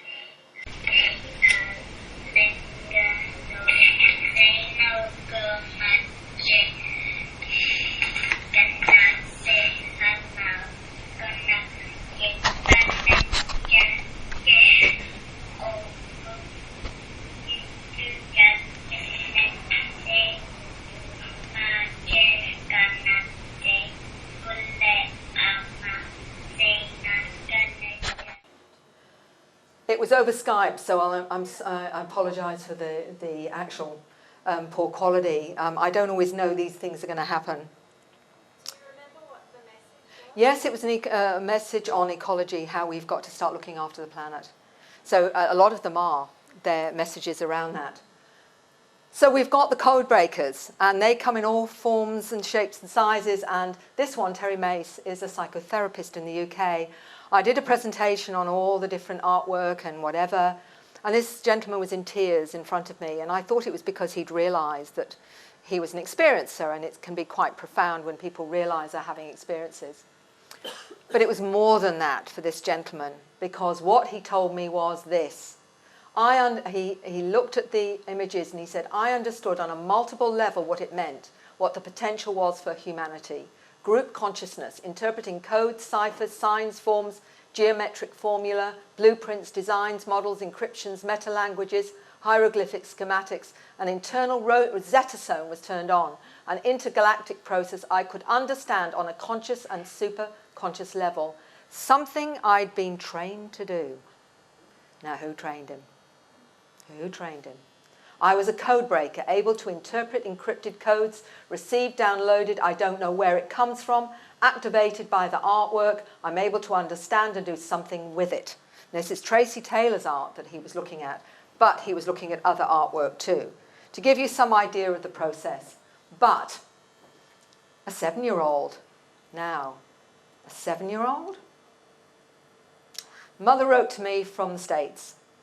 She said, Mary, I loved all the Tracy Taylor's artwork. A lot of people do, just simply because it's so complex and stunning. And she said, I have a 7-year-old and a 4-year-old. And I just said to them, what do you think of these pretty pictures? They both said they're from the aliens, the 4-year-old and the 7-year-old. But the 7-year-old actually scared his mum because he said to her, they contain information about aliens. These pictures contain images of harvesters of energy, machines which harvest the sun's energy. There are different types. The other pictures contain information about the aliens. One is about the 7 who will be coming. There are eagle people and cat lion people. They have ancient messages. But he said more than that. He said this. That's how they, the aliens, will come, and that's where they will land and arrive. It's also a teleportation machine. The Big Pyramid isn't the only one. There are others. They will come at the pyramids and then fly over the ground to the South Pole and then shoot up to the North Pole by way of a teleporter and fly down to the pyramids again. His hand motions indicated the craft would teleport or pass through the centre of the earth from pole to pole. The mother, when you say others, do you mean the other pyramids? The son said, I mean other teleport places on every continent, places all over the world. So the mother said, so there are other types of teleportation places other than the Big Pyramid, the Pyramid of Khufu. Son, yes, in the side of the hill and other teleport places on every continent, hundreds of them around the world. It's actually a place where the aliens do science there. I stopped asking questions. I think I just needed to digest this. He was starting to scare me again. My son has dyslexia and says he sees the information in his mind. Now, she was really freaked out. And if anyone says to me, well, did the mothers or parents show them stuff or tell them stuff, most parents are very, very careful of their responsibility and do not front load their kids because they are aware that they don't want to influence them. So is this got any veracity? I'm really keen to find out. Well, this gentleman seems to think it does. Here we've got an astrophysicist, Kip Thorne, and colleagues talking about the possibility of nearly instantaneous movement in space and time travel. They put forward the idea of wormholes and black holes. Kim Thorne claims that there are interdimensional wormhole portals above the Earth near Alaska and Antarctica. Thorne concludes that near to Earth there is an entrance into a wormhole leading to the star Vega. A UFO was reported to leave the Earth from out of the ocean near the coast of Alaska going 7,000 miles per hour up into space. It may have been leaving the Earth to possibly enter a wormhole portal near Alaska, one of 2 portals above the Earth. The North Pole is Alaska and the South Pole is Antarctica, according to the American astrophysicists. So what this child is saying, in essence, is really, really similar to what this gentleman is saying, which is quite fascinating. So, the new human, it's not so simple as foreign DNA. It's a combination of genetically improved bodies and a combination of souls from different places in the universe, incarnating in improved bodies. The souls have different frequencies, vibrations, depending on their evolutionary status, that plays a role in activation of the DNA in that particular body. I believe we also have to take into account the collective soul of Homo sapiens, Dr. Lena Olson. What are we looking at? Superior mental and analytical capabilities, direct communication to higher awareness, extreme sensitivity to thought and emotion, enhanced DNA, photographic memories, fast motor neuron responses, manipulation of time and space, non-verbal communication, telepathy. The new human are intimately connected to specific star systems. They feel alien on this planet. They have access to knowledge they have not consciously learned, have conscious connection to past lives and education by their star family. They have difficulty with third-dimensional concepts. They have deep understanding of many complex adult fields of knowledge such as physics, spirituality, the nature of reality, manipulation of time and space, the true origin of the species, and perceive the truth despite deceptions. They're aware of educational programs on this planet that are limited and can be inaccurate. They're aware of manipulation of humans by other humans and the use of mind control and unhealthy frequencies. This is the awareness of these children. And this is what we are just finding out. Their percentage of reality, their qualities, they can actually perceive reality to various parts of their body, and I'm going to give a demonstration of that for you. Can communicate and interact with intelligences in many forms, even in physically in out-of-body state. Interspecies communication, ability to access information of past lives, remote viewing, remote influencing, sense of mission, healing abilities, and precognitive. So what else have we got? Many have conscious recall of their extraterrestrial experiences, accept visits with the non-humans, perceive them to be special friends or guides or helpers. Acknowledge a deep connection to their star family perceived as real family. They will state they want to go home, meaning their previous origins. They do not like it here. It is far too dense and very primitive.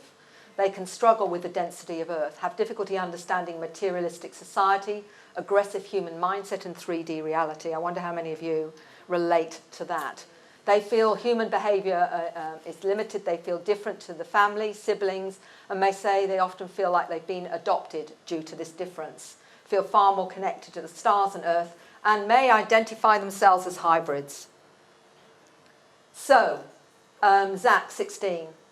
I like the term the new human. I think that the title fits very well because we're going into something that is new for us to what we know we are. We are only seen as different because of a preconceived idea of what normal is. When we come with the labels such as crystal child, indigo child, or rainbow child, it's not describing the person but the person's expression of self. The indigo child has the warrior personality to break down the system that is wrong and needs to change. The crystalline child has the aura of love and peace, the healer, the medium bringing in the sight. The rainbow child has the energy of the creator, leader, kingship, personality, its vibrational difference. It's a term humans are using only because we have a limited understanding of what's going on. Those who call themselves these labels are just resonating to the frequency of those attributes and not staying with the status quo. Animals are changing too, personality-wise. Animals are evolving as we are. I believe humans are evolving into another huge leap right now. Our body has enough energy to make improvement. So the new human is a great title. So this is where they're resonating to that. So, yes, 5 and then a break. Yeah, 5 minutes, then we'll have a break because I'm sure you all need it. Extraterrestrial communication, a forthcoming pregnancy. So many tell me they were aware they were going to have a special child. Okay? Before I became pregnant with my son, a tall, wispy, long-fingered ET told me that the male child in my body would be gifted. Many parents are told that their child is different in some way. And I'm just keeping an eye on the time. I'll give another 5 minutes. Past life recall. I came through a portal in the sun, David. Many of these children are born these days have memories intact from their previous existence on board craft as extraterrestrials. They're kept on track by continuing their interaction with their cosmic family while they're in human form. In the free survey, 96% said ETs travel to and from other dimensions. This is 4,000 individuals surveyed in the free survey that I'm going to talk about. 96% were aware that there's more than just this particular dimension. Past lives on other planets. My daughter has talked to me about her life on the Crystal Kingdom, that it's far away from here and no one is ever hungry or sad. She said it's wonderful and our special friends are there, but they aren't really special because everyone is a special friend there. Note, I think that's her way of saying everyone is an ET. That was her mother saying that. She told me that everyone lived in a giant crystal building and it was clear like quartz. She picked up quartz to show me what she meant. She has described living in a jungle world with other cat people. This is a lady from Canada talking about one of her children. I was a light physicist on Orion. I worked on time travel technology on Orion. The closest to my scientific understanding on Earth is the work of Nikola Tesla. He said scientists are pretty dumb here. They really haven't got a clue what really works. This is a 9-year-old child telling me this. Okay, he said there is nothing on this planet that's out there yet that even begins to relate to the work that I was doing on Orion. It is very humbling to talk to these children, believe me. I'm finding that out. I'm nearly ready to stop. I just want to go through another couple of quick ones. My last life was on Mars. I used to build interstellar craft. I've been There's been wars on Mars with various groups of extraterrestrials, and we know that Mars has many anomalies on its surface. Anyone who's interested, go and look at some of the things that are on the surface of Mars, and it will blow you away to show evidence of that. This young gentleman told me he could build an interstellar craft, not because he was downloaded, but because he remembers from his past life. And I'm going to end there to have a break. I don't know how long the break is, but we'll take it up when we get back.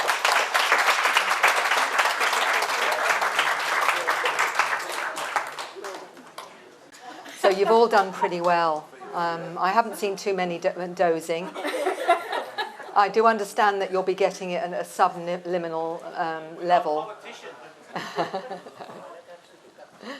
Okay, now this is more of where we're going. Now I've taken you a fair way down the rabbit hole. There is so much, it's so hard to know just how much to show you, or at least link it together, because you're really getting an encapsulation of 20 plus years of research here.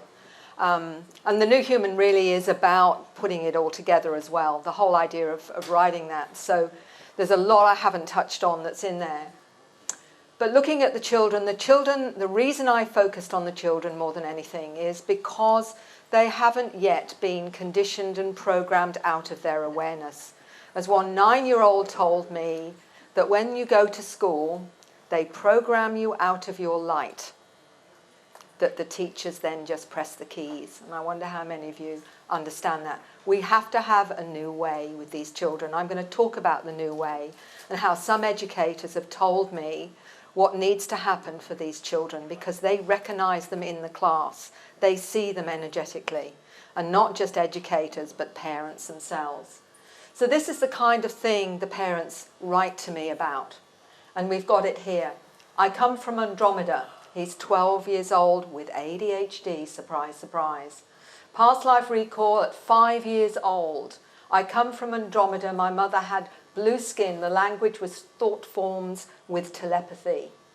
Multidimensional abilities, the father said. Peter claims to see through other people's eyes at times. He asked what I was doing at work because he couldn't understand the computer code I was writing at the time. He feels he can read people's minds and it can be scary. Well, I can well understand that one. Reading people's minds, I wouldn't even like to begin. You don't know what you're going to find. This is the kind of new child we're talking about. The connections, reincarnation. We've been on heaps of planets together, Nanny. There's a lovely lady in Queensland. My grandson sweetly buried a Christmas beetle, placing 3 evenly spaced sticks on a little grave, announced this would allow the beetle to leave and travel into space and reincarnate into another animal of its choosing. I asked him how he knew this. He screwed up his face and said that he doesn't know how he knows, he just knows things. On camera, he later said his angel told him. He said, we have been on heaps of planets together. I commented, I wasn't sure if I liked the one we picked this time. He replied, oh no, Granny, this is a great planet. It's the only one that has mixed species on it. Isn't that interesting? And it's these things that, you know, it's very easy to dismiss unless you're awake and aware to what's going on. We call them my special friends. My son has described the mantis as the big bugs. He thinks they're really funny looking. He also described a lion being that comes to him. He calls this one baby lion, is here to keep him safe and is his best friend. My children have a beautiful understanding of their RET friends. They are aware that they're taken aboard craft and have a sense of loving familiarity with the beings that visit them. Now this is another one. This 12-year-old young ADHD lad from the US said to his father, we left something on the moon. I was sent to help. And he was talking about a conscious recall of a time he was on the moon in a previous time in our history where they left some technology on the moon. I can do great things. Something amazing happened before I died. We left something on the moon to help Earth. I was sent to help. So his father, Edward, said, is there a machine located on the moon which worked with consciousness, and was it biological and mechanical? Peter answered, yes, there are many anomalies on the moon. Go and have a look for yourself. And this is another whistleblower that talks about the anomalies on the moon.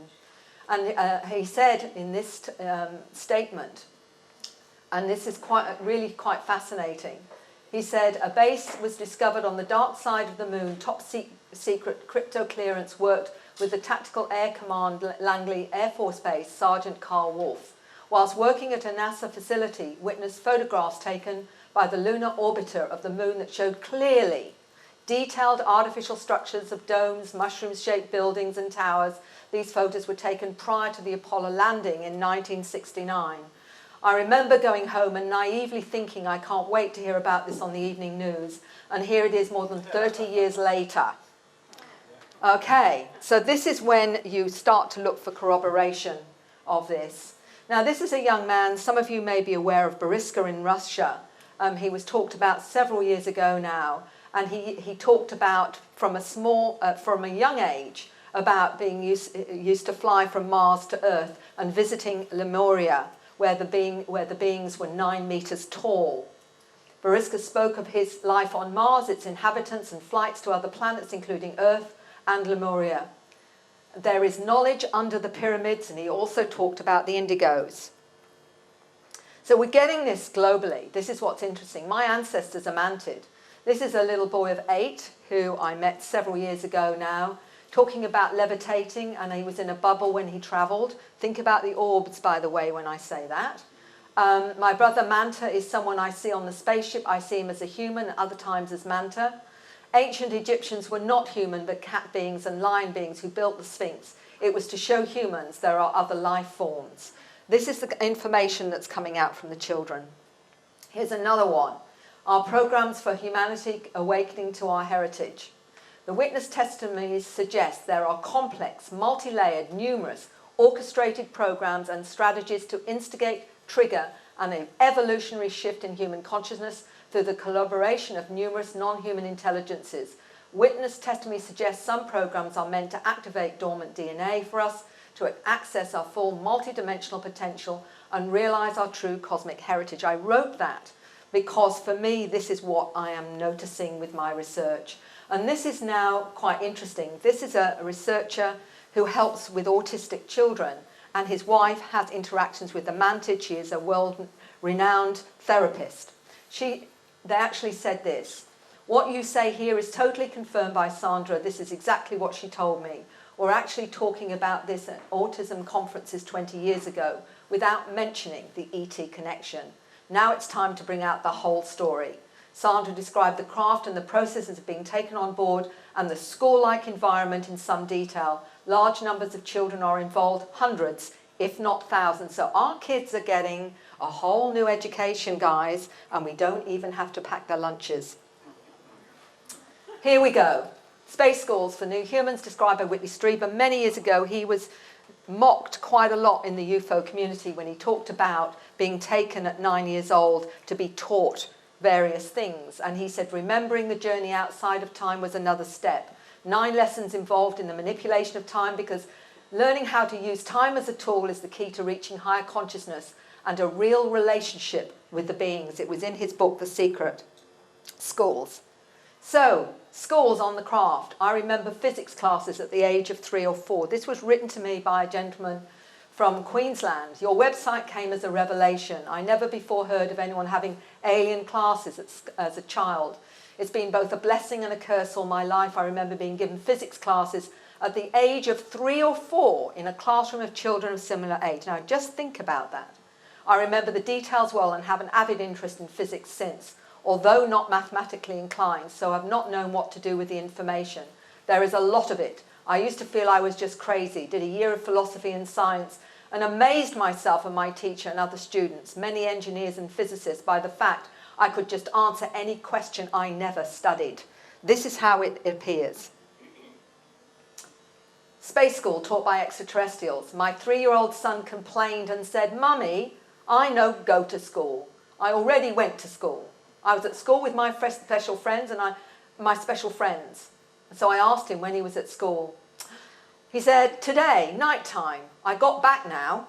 I asked him what school looked like, and he said he had a small class and the boy was teaching them, but the boy had really big black eyes and white clothes. 3 years old. This was an interesting one of a young lady who told her mum that she wanted to talk to me. A young lady who I knew, a mother, and she'd had an interesting experience a few days prior to this. And she actually told me this over Skype. The ET took me to a black hole and a wormhole. The black hole, it looked like long, skinny line with bubbles inside of it and different shapes along the line, circles, rectangles, triangles and trapezoids, and also bubbles. I saw a planet blowing up and then coming back together, over and over. It's not what people think it is. The mother said, is it random moments in time, space held together? And so I answered to the mother saying, and to the little girl, so it's separate from what we know as time. And the little girl said, yes, but it changes shape on the outside. She said the wormhole was grey, then fades to white and black, and it's like a tube, and you see parts of time and things in human history like pilgrims. You can go back in time.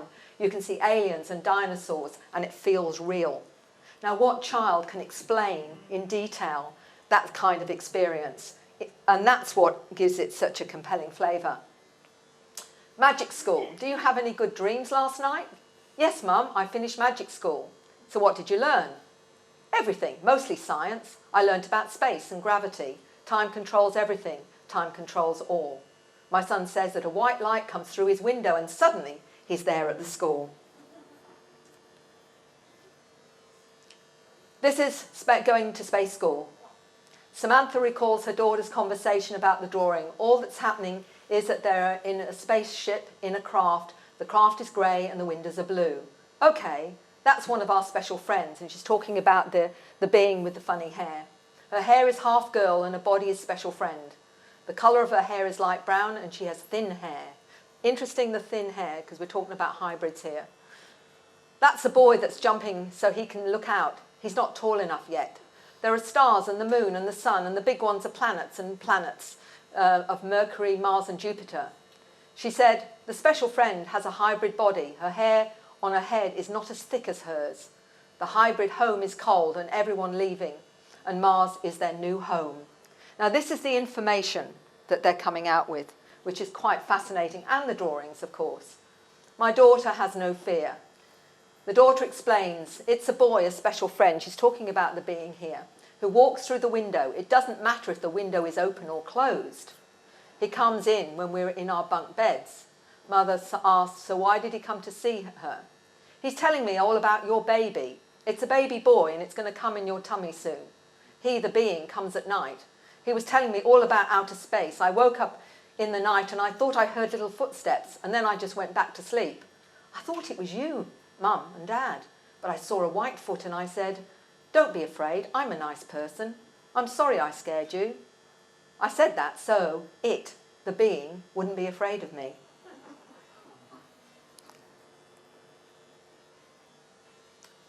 The school was on Mars and we don't learn anything we learn on Earth. And this is really, really important here. Fern described Mars as a desert. The aliens fed her and were nice and spoke telepathically. She learnt paranormal skills, saw babies in the crib and aliens of various ages. She interacted with a teenage alien in this school and learnt the most from her, she said. She returned, the aliens cloaked their craft so we humans couldn't see them. Remember, this is a little girl talking about the cloaking of a craft. I was levitated out of bed to a spaceship with 3 legs. There are grey aliens, some are small, some are tall. On Mars I learnt to look through walls. I can still do this at times. I don't learn anything we learn here on Earth. I finished magic school, it's mostly science. And she went on to say, it's all about space and time, as I mentioned before. Excuse me, Mary. Did she use the word cloak, or did you put No, that in? she used the word cloak. That's my point. Yeah. It's her wording, not mine. Visits to Mars, we don't learn anything that we learn on Earth. Alice said the aliens took her to Mars and on the way they fed her. They're nice to her. She said she meets alien kids that were scared at first, but now they play together. The aliens fed her something which she said made her feel more love in her heart. She said she's levitated out of bed and meets grey aliens, and some are small and some are 7 feet tall. She saw children on planet Mars and commented it was very dusty like a desert. They once put something in her legs so they will know where she is all the time. They also taught her paranormal skills. We don't learn anything we learn on Earth. Okay. Mars and Space School, the symbol. Fern was 7 and had experience with ETs who told me she'd been on spacecraft to Mars, saw this symbol repeatedly. She's not sure what it meant. And I'd love to know if you've seen this symbol before. I was asked if I knew anyone else that had seen the symbol. I happen to know another little girl who was the same age who also explained she'd been to Mars. I sent it to the family, Edward and Alice. This is what Alice said when Edward showed it to her. Alice's daughter didn't know exactly what it meant, but she saw the ET teacher write it on the board when she was on Mars. It meant, we found you and we're tracking you and we will continue to come and get you. I'm not sure this is all it means. In other words, it's a sign you've made contact, although there's a higher meaning. I did not tell her where the picture was from. It's surprising that she knew instantly what it was, and it was about ET contact. This is someone else that had no communication with the other little girl and recognised the symbol. And this is what sometimes I have to do to find out whether or not there is more to the story or whether or not this is going on with other children. It's sometimes the only way I can get some kind of corroboration. This is one of the beings. It's a mantid being that this little girl sees on Mars. And also you're seeing the dome that she talked about. I'm hoping there's the dome that she drew, that she saw. This is a picture from NASA of domes on Mars. The taller green alien standing on Mars in front of the dome. This alien is important to the community because he's very different to grey aliens. The grey aliens don't need clothes because of their species of aliens. Remember, this is the little girl speaking. The green alien is rare. It doesn't talk at all. The grey ones talk all the time. The domes on Mars can be black or white. So this is the drawing the little girl did of her visit to Mars. So they're shown planets. They're taken to planets, including the Moon and Mars. They only took you, Mummy. My special friend said I had to stay at home. My 4-year-old daughter told me she loves going on spaceships and looking at the stars. She tells me she loves them and often wants to go home. Very interesting. She speaks as casually about her special friends. They come at night time, they look grey, I guess. Some are shorter than me, some are taller than me. They use their mind to talk to us. Friends are really tickly on their body. They play with me and take me places. Now this is going through children not just in the US but the UK as well. The Pleiadians taught me. And this is a really interesting one. This is a fascinating. At 10, maybe 11 years, I was getting dreams of Pleiadians coming to me. They also came to me when I was between 3 and 7 years old, but then they stopped for a while. It was to protect me. When they came back, I would have dreams. They teach me how to channel energy, manipulate the matrix, how to move objects, and how to manipulate people's thoughts if they were angry with me. So they're taught on a lot of different levels. And these are some of the training and syllabus, and it's quite complex. Quantum physics, the holographic nature of the universe, the awareness and connection of all sentient life, levitation abilities and skills off-world, understanding spatial geometry of thought, how to operate in a multidimensional reality states of consciousness, how to communicate, interpret, interact with interdimensional and non-human intelligences, out-of-body training, telekinesis, telepathy and mind melds, multidimensional ecology, manifestation-directed thought and emotion, healing skills and working with energy, the true history of man's origins, and universal spirituality. So it's quite, and I'm sure I've missed some out. Michael and Julia have had many OBEs comment on this experience that Fern was talking about. Michael's seen the Milky Way, and this is about the wormhole, by the way, because he goes out of body, this gentleman, and the planets that would blow up like Fern is describing. The black hole, its moments in time played over and again like a loop. Julia says, I can confirm it's exactly like the child says, and this is because her partner and her go out of body. She said, Fern says, the black wormhole, I went in and would go back in time and you can see little aliens. I saw an animal, I don't know how to describe it, but just a giraffe, just like a giraffe that had a skull for a head. It was stuff back in time like I saw with the dinosaur and stuff like that. Notice this is exactly how the child described it. Julia says, dinosaurs are Michael's favourite. He sees them all the time and I can confirm. He also sees animals which don't exist anymore. So in other words, someone who went out of body, an adult, has really confirmed some of this information.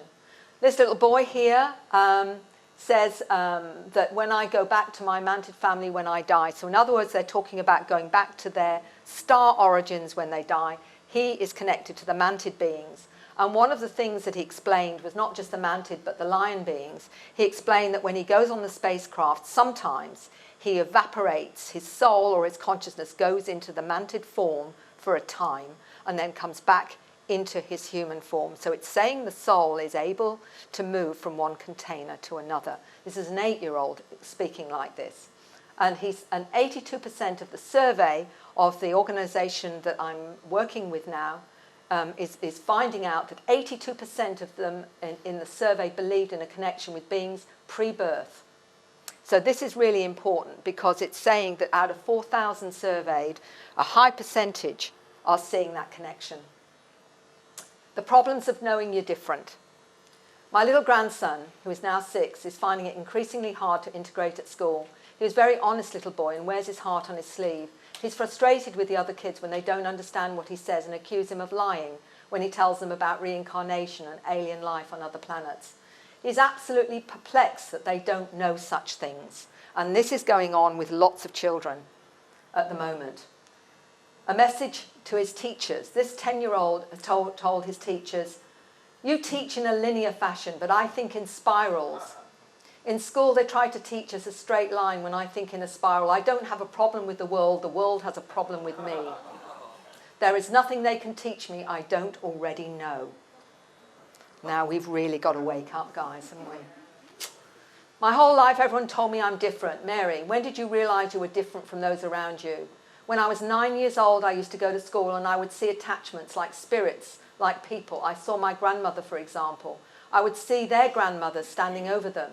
As my third eye began to open more, I began to see auras. I began to hear voices in my head. And I began to feel people's emotion. It became hard for me to go to school because I would take on other people's emotions. I would break down and cry for no reason. Everyone my whole life has told me I'm different. This is not isolated. This is not isolated. 3D education, the schools program you out of your light. There's nothing good about the system. The children are programmed and the teachers just press the keys. School programs are a virus. It extinguishes the light we have inside us. We lose our access to information we had in the beginning. I wonder how many of you relate to that. So let's look at this. I was taught to use and feel crystals. I teach others how to do this in my workshops. This is Lena Olsen. It's handy to use crystals and their vibrations when you need self-healing. She's already finding that, this works for her, and this is a molecular biologist, okay?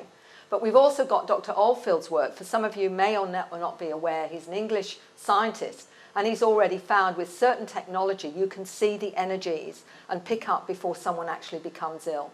And this is, he's the inventor of the electrocrystal technology, pulsed electric fields to create diagnostic and healing techniques. It's called the PIT technology.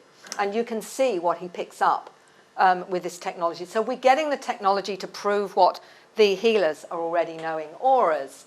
This little girl, my daughter is 6 years old, has mentioned she can see emotions as colours when people speak. It comes out of their mouths. She said that when I'm angry, it's a different colour than when I'm happy.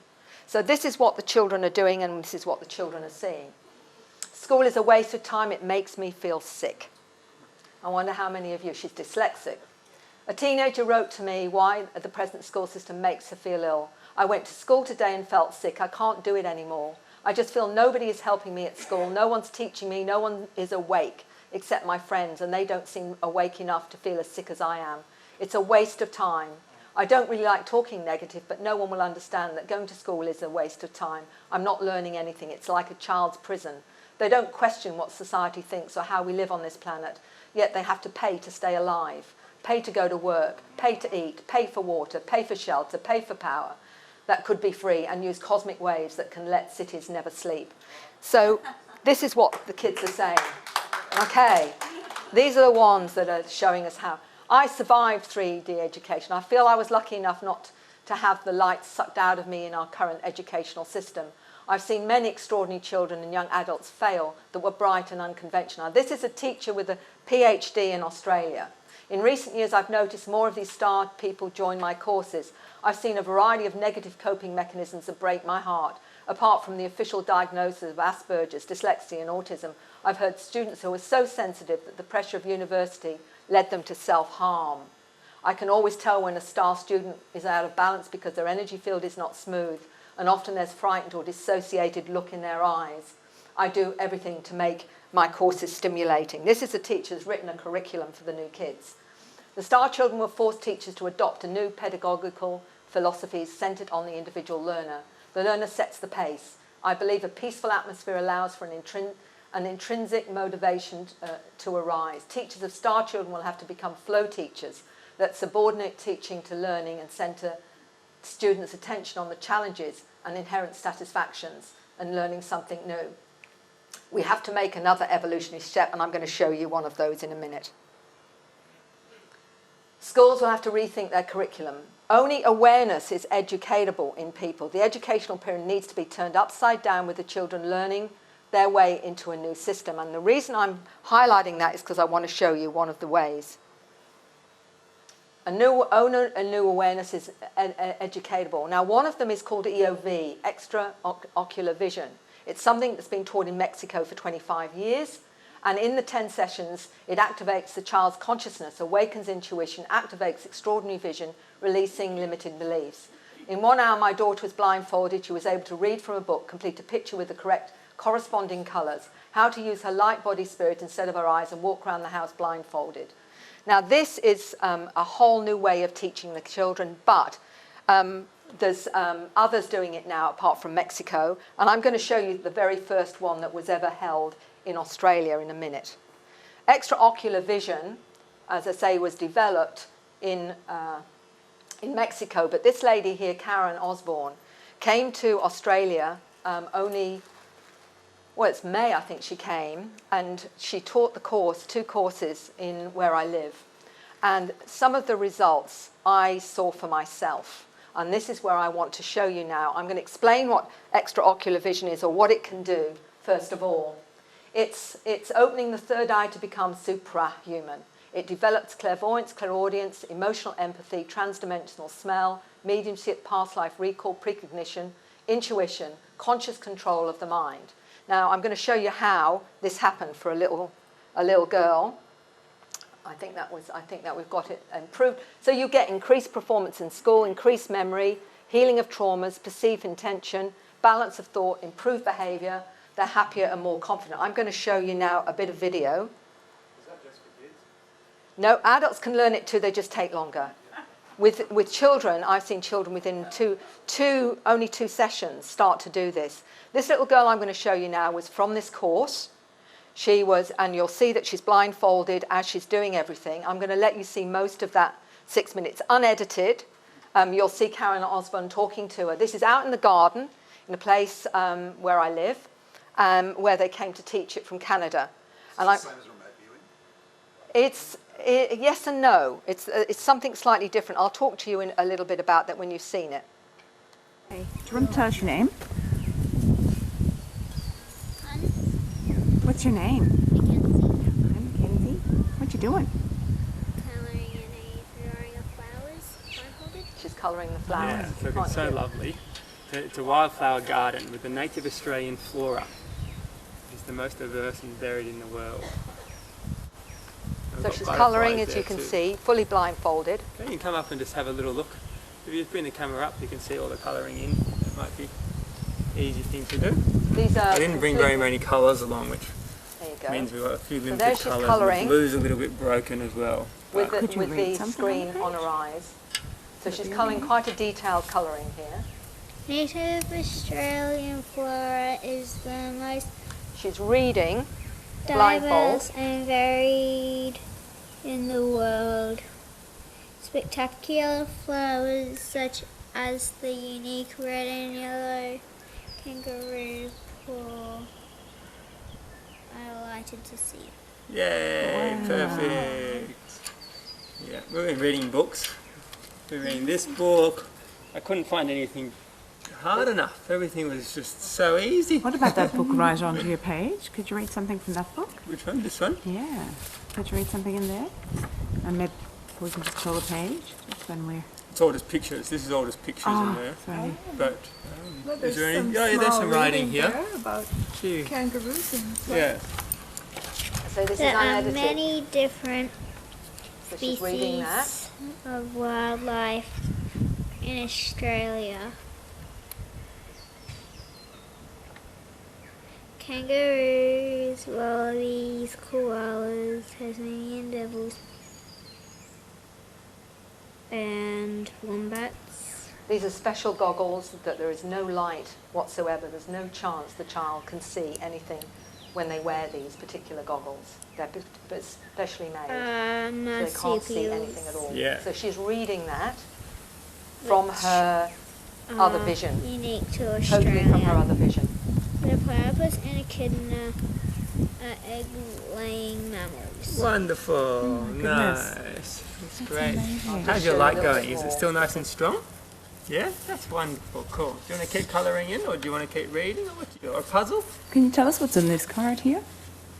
So they're getting some cards out The now. H, and the bottom of it's green, and then the H is... So she's recognising No, the bottom of it's purple, and letters the H is green. Yeah. The and the hippo colours. is a pinky purpley colour and green background. Yeah. These little ones are really cute. These little ones are... Thank Yeah. you. Wow. Cool. Wonderful. So, do you want to... we're going to do a few more of these little cards with the animals on them. You know those cute ones we were doing before? Let me find where I put them. Yeah. Okay. Creature teachers we got. Creature teachers. Yeah. So, how about this one? This one's got... A mouse on it. Yeah, what's it say underneath? Mouse, I keep promises. Yeah. Oh, this one's pretty. Look at this one. There's a picture of a dolphin and there's lots of waves and it says, dolphin, I know where I'm going. Can I see that card just up to me? I know Nice. where. This was in a few Yeah, I lessons know where I'm of being going. taught how to Beautiful, expand thank her you. consciousness. How about this one? This one's a beautiful one. These And are this is very what she could do. precious animals, these ones. It's a bee and it says, I have good ideas. Yeah. And this one's cool. It's a dragon. I have everything I need. Oh, this one's got so many colours on it. Can you see that one? It's a raven. Yeah. I believe in I magic. just want you to hear Yeah, I heard Karen this one. say This one's something. funny for what you're doing. Why, stop it. Sheep. I don't need to follow blindly. How does it feel to have your light open? Good. Good? Can you see? Can you see? Can Person you in front of see me you? standing That's Karen here Osborne talking to talking to her now. You see me? Yeah. Hi. I'm Karen. Hi. Nice to meet you. So she's saying hi, although she's still Does it feel? blindfolded. How does it feel? It feels good to be able to see like this. It's kind of creepy. Is it? Yeah. It's different. It's like kind of a movie, maybe, or a book, or something. Yeah. New experience, hey? Something you haven't done before.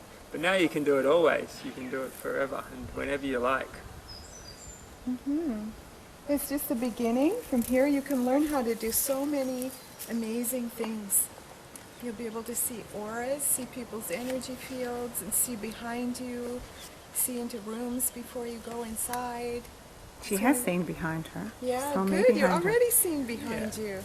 Yeah. Yeah, it's just the beginning. It's just the beginning. You So can this is learn how just to talk to showing you animals what they and can do. trees. I've got more, but I'll stop it So there. many things. Whatever, Yeah. whatever your heart wants. You So can they even learn show how her to a help necklace, you. and she describes the necklace that's in front of her as well.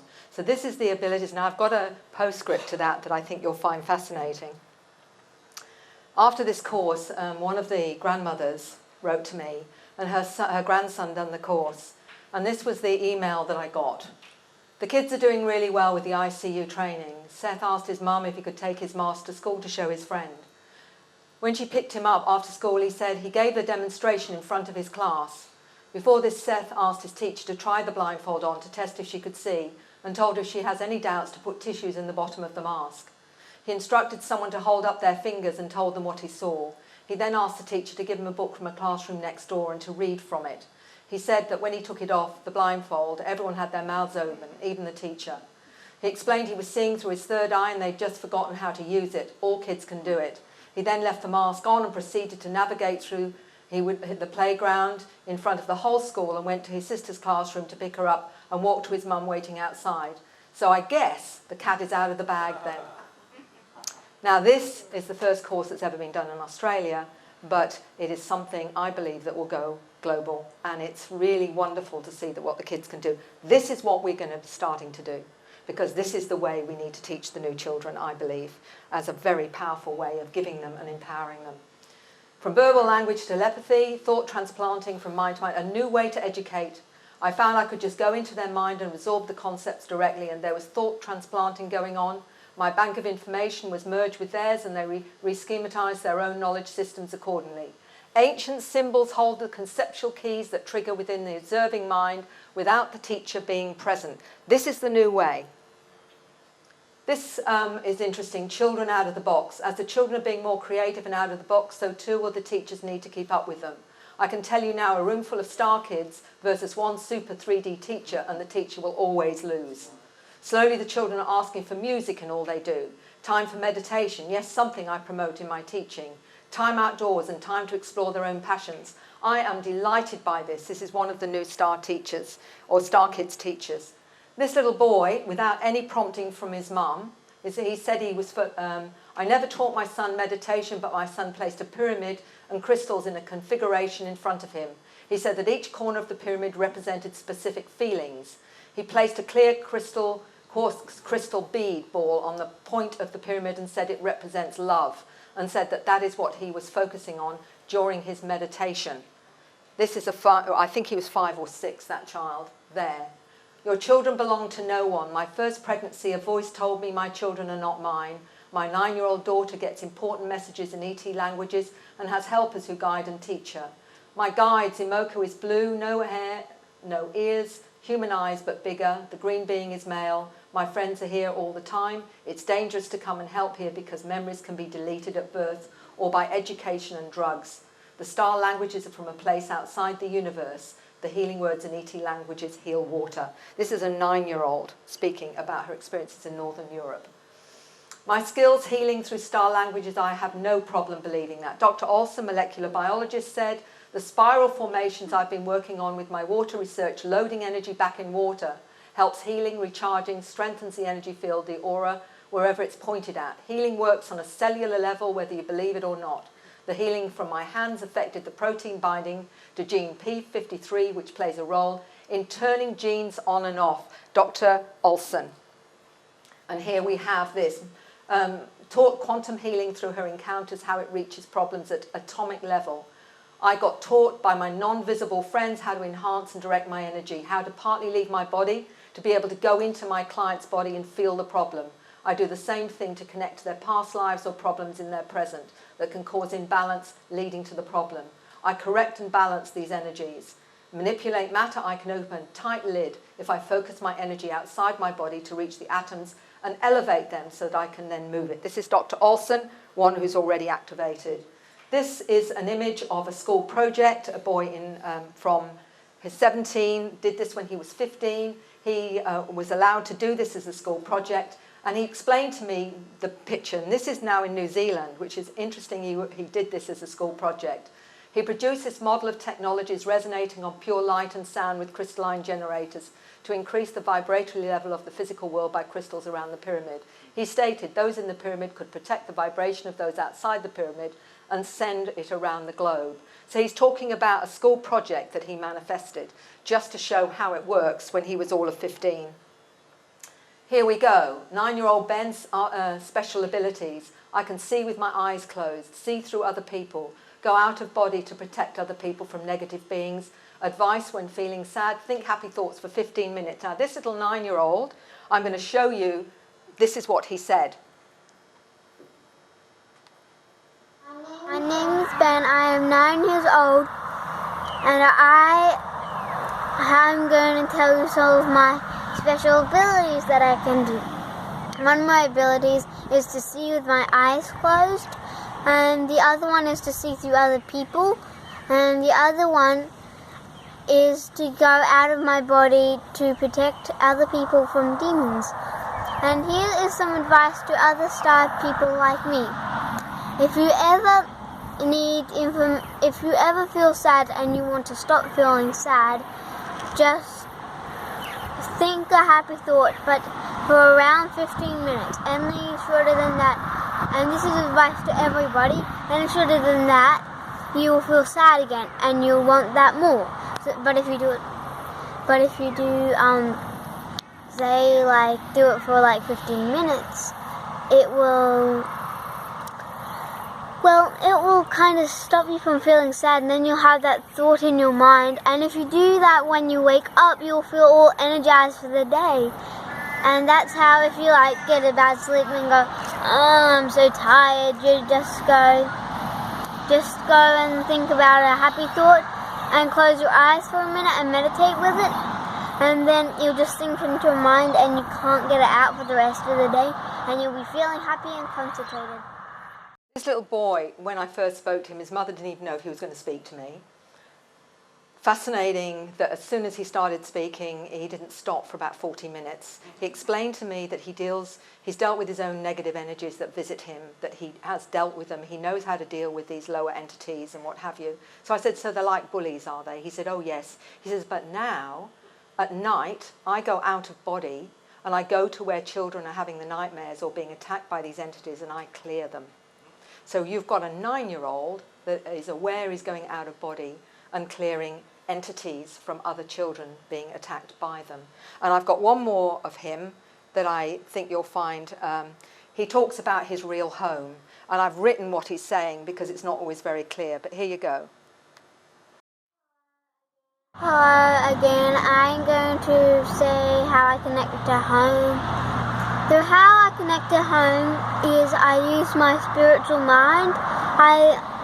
Although some people in my spiritual home do not exist anymore, I can still connect through spirit.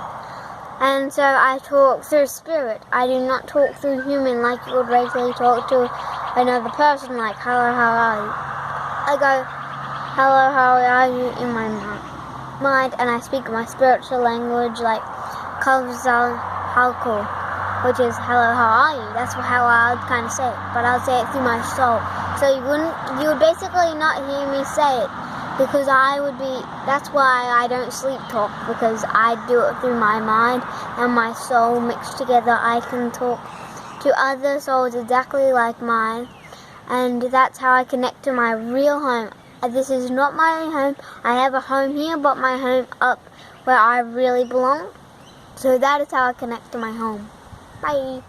I've put that little image at the top because I didn't want his eyes to be shown, because I don't want to identify him. I'm very careful of keeping their identity. Okay, so that's how they speak, and it's sometimes very fast, but they have this deep understanding of how they're connecting to their, multidimensional selves and their soul. This one is about the orbs. Both my daughters see orbs all the time. One daughter sees them and even feels them. She told me it did not hurt but startled her, and that she sees so many orbs at times and they look like multicoloured raindrops. I think they may be similar to orbs I see on a daily basis enter her. I think they're spirits, and my daughters agree. So it's about being aware that there are many ways that we're seeing the reality now. Healing by extraterrestrials. I feel grateful that my children are having these experiences. My children very seldom become ill, but when they do, the ETs have provided my children with healing. The free survey, 50% had healings by ETs. 50% out of, 3,000 or 4,000. I've awakened on several occasions, sensed beings in the room, only to be put back to sleep rather quickly. I've seen beings dropping symbols of energy into our bodies, and on one occasion witnessing a small black triangular healing device upon the bed towards my son's side. So this is the way it's done. Some of it is through the symbols and activation. Now I'm going to show you a bit of video here. This is a miracle on tape. This is a wonderful gentleman that gave me permission to actually show this. You can actually see it where I showed you the gentleman who'd taken all the pictures of the UFOs. This is the same gentleman. And he said he developed a tumour in his lymph nodes and his neck up to his ear. He laid down in bed watching the TV, pulled out the cell phone filming to see if there was any activity. As he hit record, a white ball orb fell down the strip of wall between the closet. When it reached the floor, it turned into a blue mass and came towards me. It turns on itself and dives into my body. I was shocked. I didn't sleep till the following morning. I slept till about 5 p.m. on the next day. Immediately the tumour was now completely gone, and in an 18-hour time span. I'm going to show you that bit of footage, just to show you how he did it. Oh, hold on, is it this one? No, it's the next one. This is the footage. Here we go.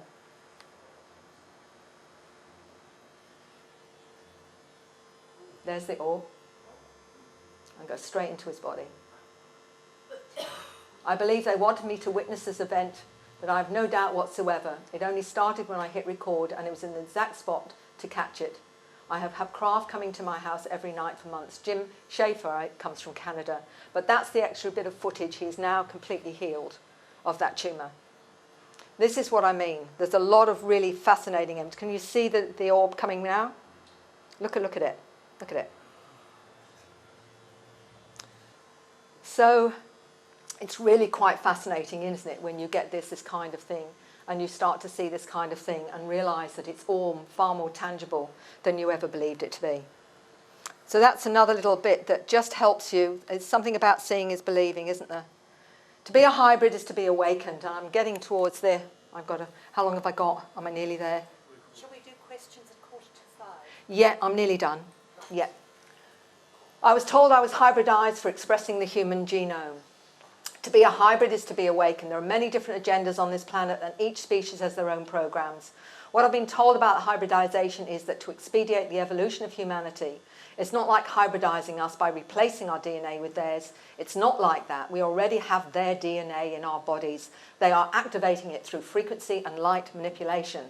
The consciousness that we are vibrating at is the attributes we will take on. So if someone is strongly connected to Arcturians, they will take on Arcturian attributes. If one is connected to the Greys, it's the same thing. I have a friend, he's a Grey hybrid, and he's very short, oval eyes, round head, pointed chin. It's what the consciousness you are connected to which creates the expression. So we are in charge of that. We are, on some level, in charge of that. The new human we're talking about now, this is what these new kids are aware of. Look at it. They do not need governments to tell them we're not alone in the universe. They already know that we're not. They know the planet is in dire shape, both ecologically and spiritually. They know we're lied to and manipulated. They know we're educated and programmed into a limiting and limited reality. They know about covert technologies which control the public and its fear-based mindset. They're aware of their psi abilities. They know that many extraterrestrial species visiting our planet. The new humans are here to wake humanity up. They are aware of that mandate. One of the things we've got to start being even more aware of is this: we need to accept the inarguable conclusion the universe is immaterial, mental and spiritual. This is a professor of physics talking about this at Johns Hopkins University. As you focus closer and closer on the structure of the atom, you will see nothing. You would observe a physical void. The atom has no physical structure. We have no physical structure. Physical things don't really have any physical structure. Atoms are made out of invisible energy, not tangible matter. So we've got to understand that in terms of understanding our non-physical universe.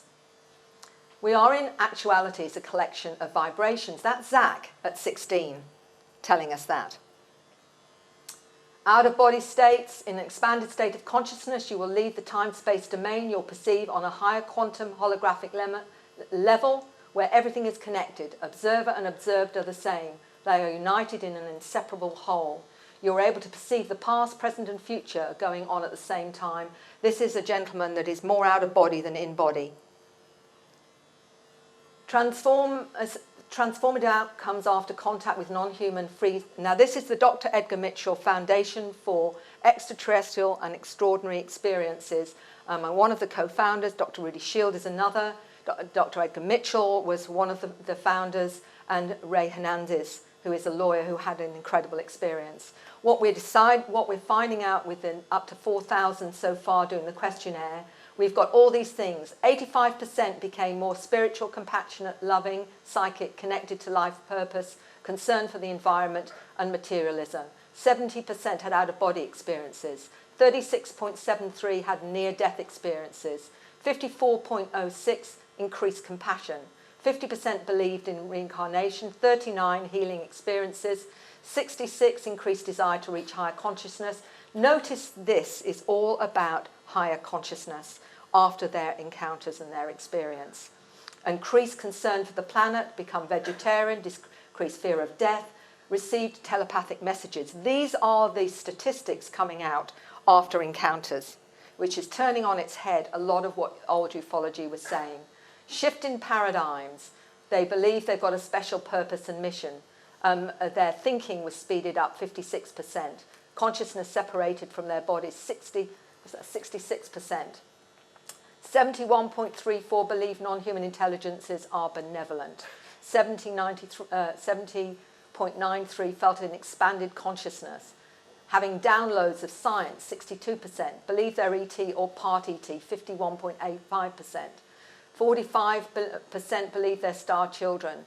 Major transformation, 85%. These are coming from nearly 4,000 surveys. We've got it in 5 languages now. This is what we're finding. Souls coming from other galaxies, solar systems have come to help. Peter at 12 said this. Humanity's been at this point 3 times. It has been knocked off course this time.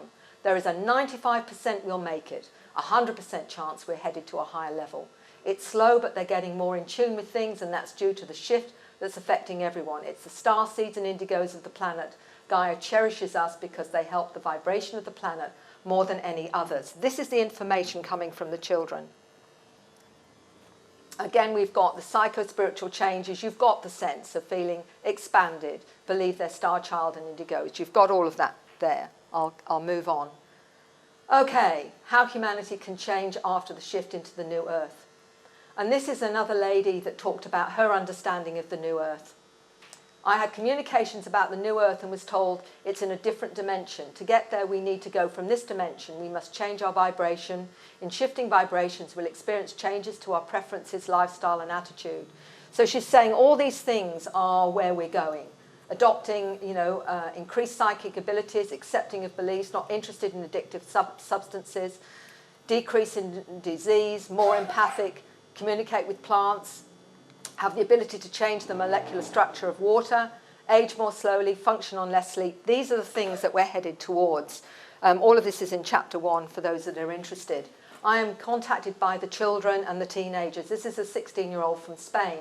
She's awakened to her non-human genetics. Her mother and dad don't get it, so her problem is this. She said she knows starseeds are those souls incarnated on planet Earth, highly connected with extraterrestrial energies and consciousness, and have a bit more percentage of alien DNA or have awakened to those non-human genetics. Therefore, their DNA codes are more activated than the average human, vibrate faster, operate through a high level of consciousness. So this is one of the beings that she's seen. Nikola Tesla, let's go back to this one. The feeling is constantly growing on me that I had been the first to hear the greeting of one planet to another. Really interesting from Nikola Tesla. This is another of the beings that she sees. Oh, you actually don't see it very well. I don't know why. Sorry about that. Born wake-up call. At 13, it felt like a wake-up call. This is the 15-year-old. When she was 15 years old, this is Marina, the 16-year-old from Spain. She's an ADHD.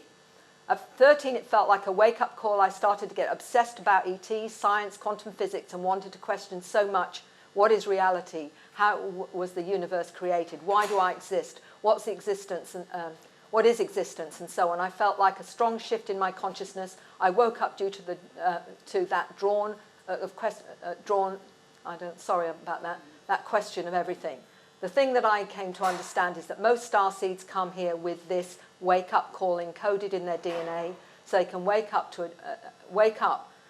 which determines the point in their lifetime, so they can align to their mission. In my case, it was 15 years old. So she's basically saying we're all encoded with our wake-up call, if you like.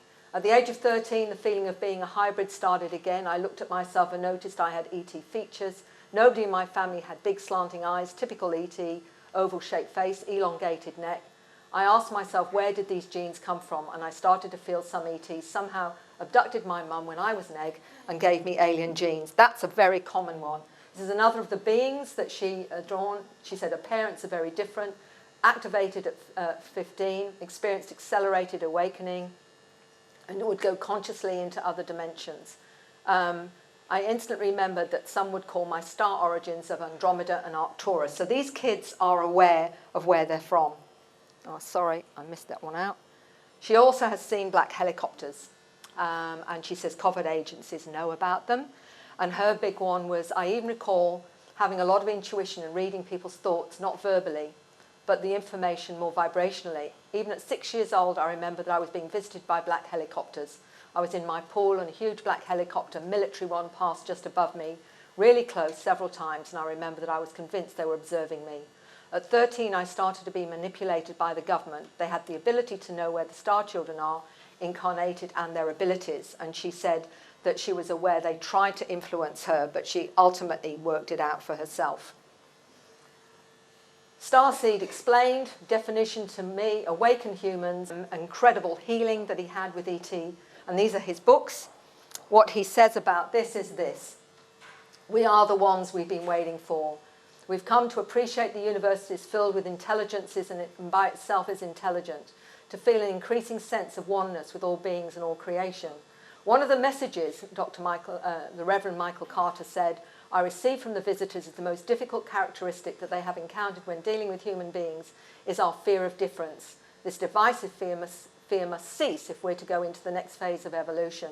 A change of consciousness is what is required to make this evolutionary step. It's not what we believe that will make us better persons. Our behaviour does. So we've got to walk our talk. Okay? So here we go, the consciousness shift. It's due to the shift that's affecting everyone. It's the starseeds and indigos of the planet like us. Gaia cherishes us because we can help the vibration of the planet more than any other. There is a new dawn for humanity. The new human is here, and it's going to be you. Human beings have no idea how amazing they are, but they have to believe it first. So it's up to you. There you go.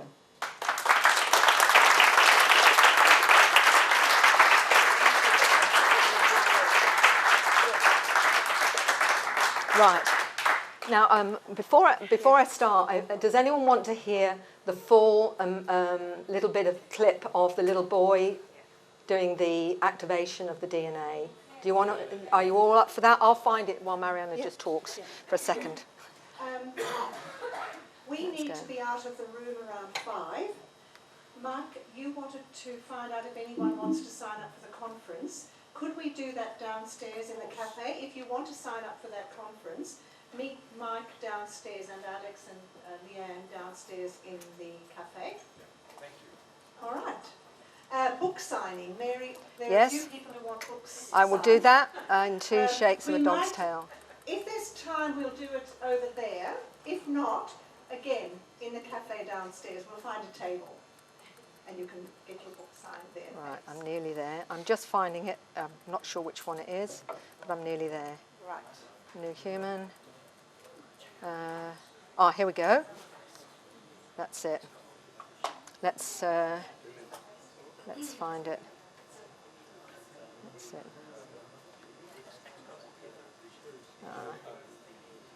Let's see that. Oh, where I just had it a minute ago.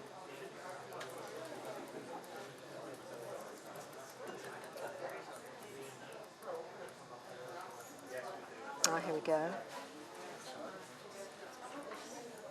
Oh, this is it. Here we go. Okay. Are you ready to hear that? Yes. Okay.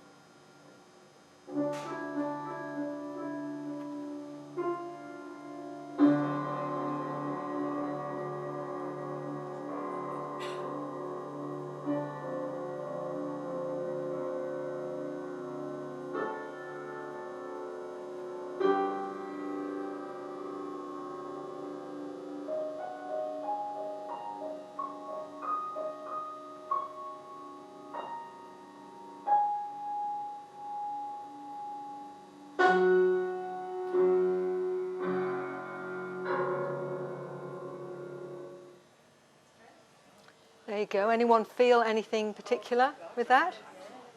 Some of you? I just want to say, some of you might know that I'm a piano teacher. I have a student, Mia, who's 8, and this is what she does when she comes to my class. And her mother has just said to me, just let her do this. So we have an hour where she just creates like this, and I know it's channeling, and so we haven't discussed whether she's possibly, a star child or anything else, but that's what she does. So they're bringing it in. And you know those wonderful young singers that we're seeing on all the talent shows now, 8, 9, 10, 11, 12, that are singing like mature singers? Guess what? They're bringing them in. And they're bringing them in a way that they are exposing those frequencies through their voice. And that's what they are. That's another way it's happening. There's so many ways that they're activating us, and this is part of it. So this is really, I've given you a really broad range of the ways this is all happening. It's up to you what you make of it, but for me, I think we're living in a wonderful time now, a time of great change, and the kids are showing us the way. So I hope you've enjoyed what I've had to share. Thank you.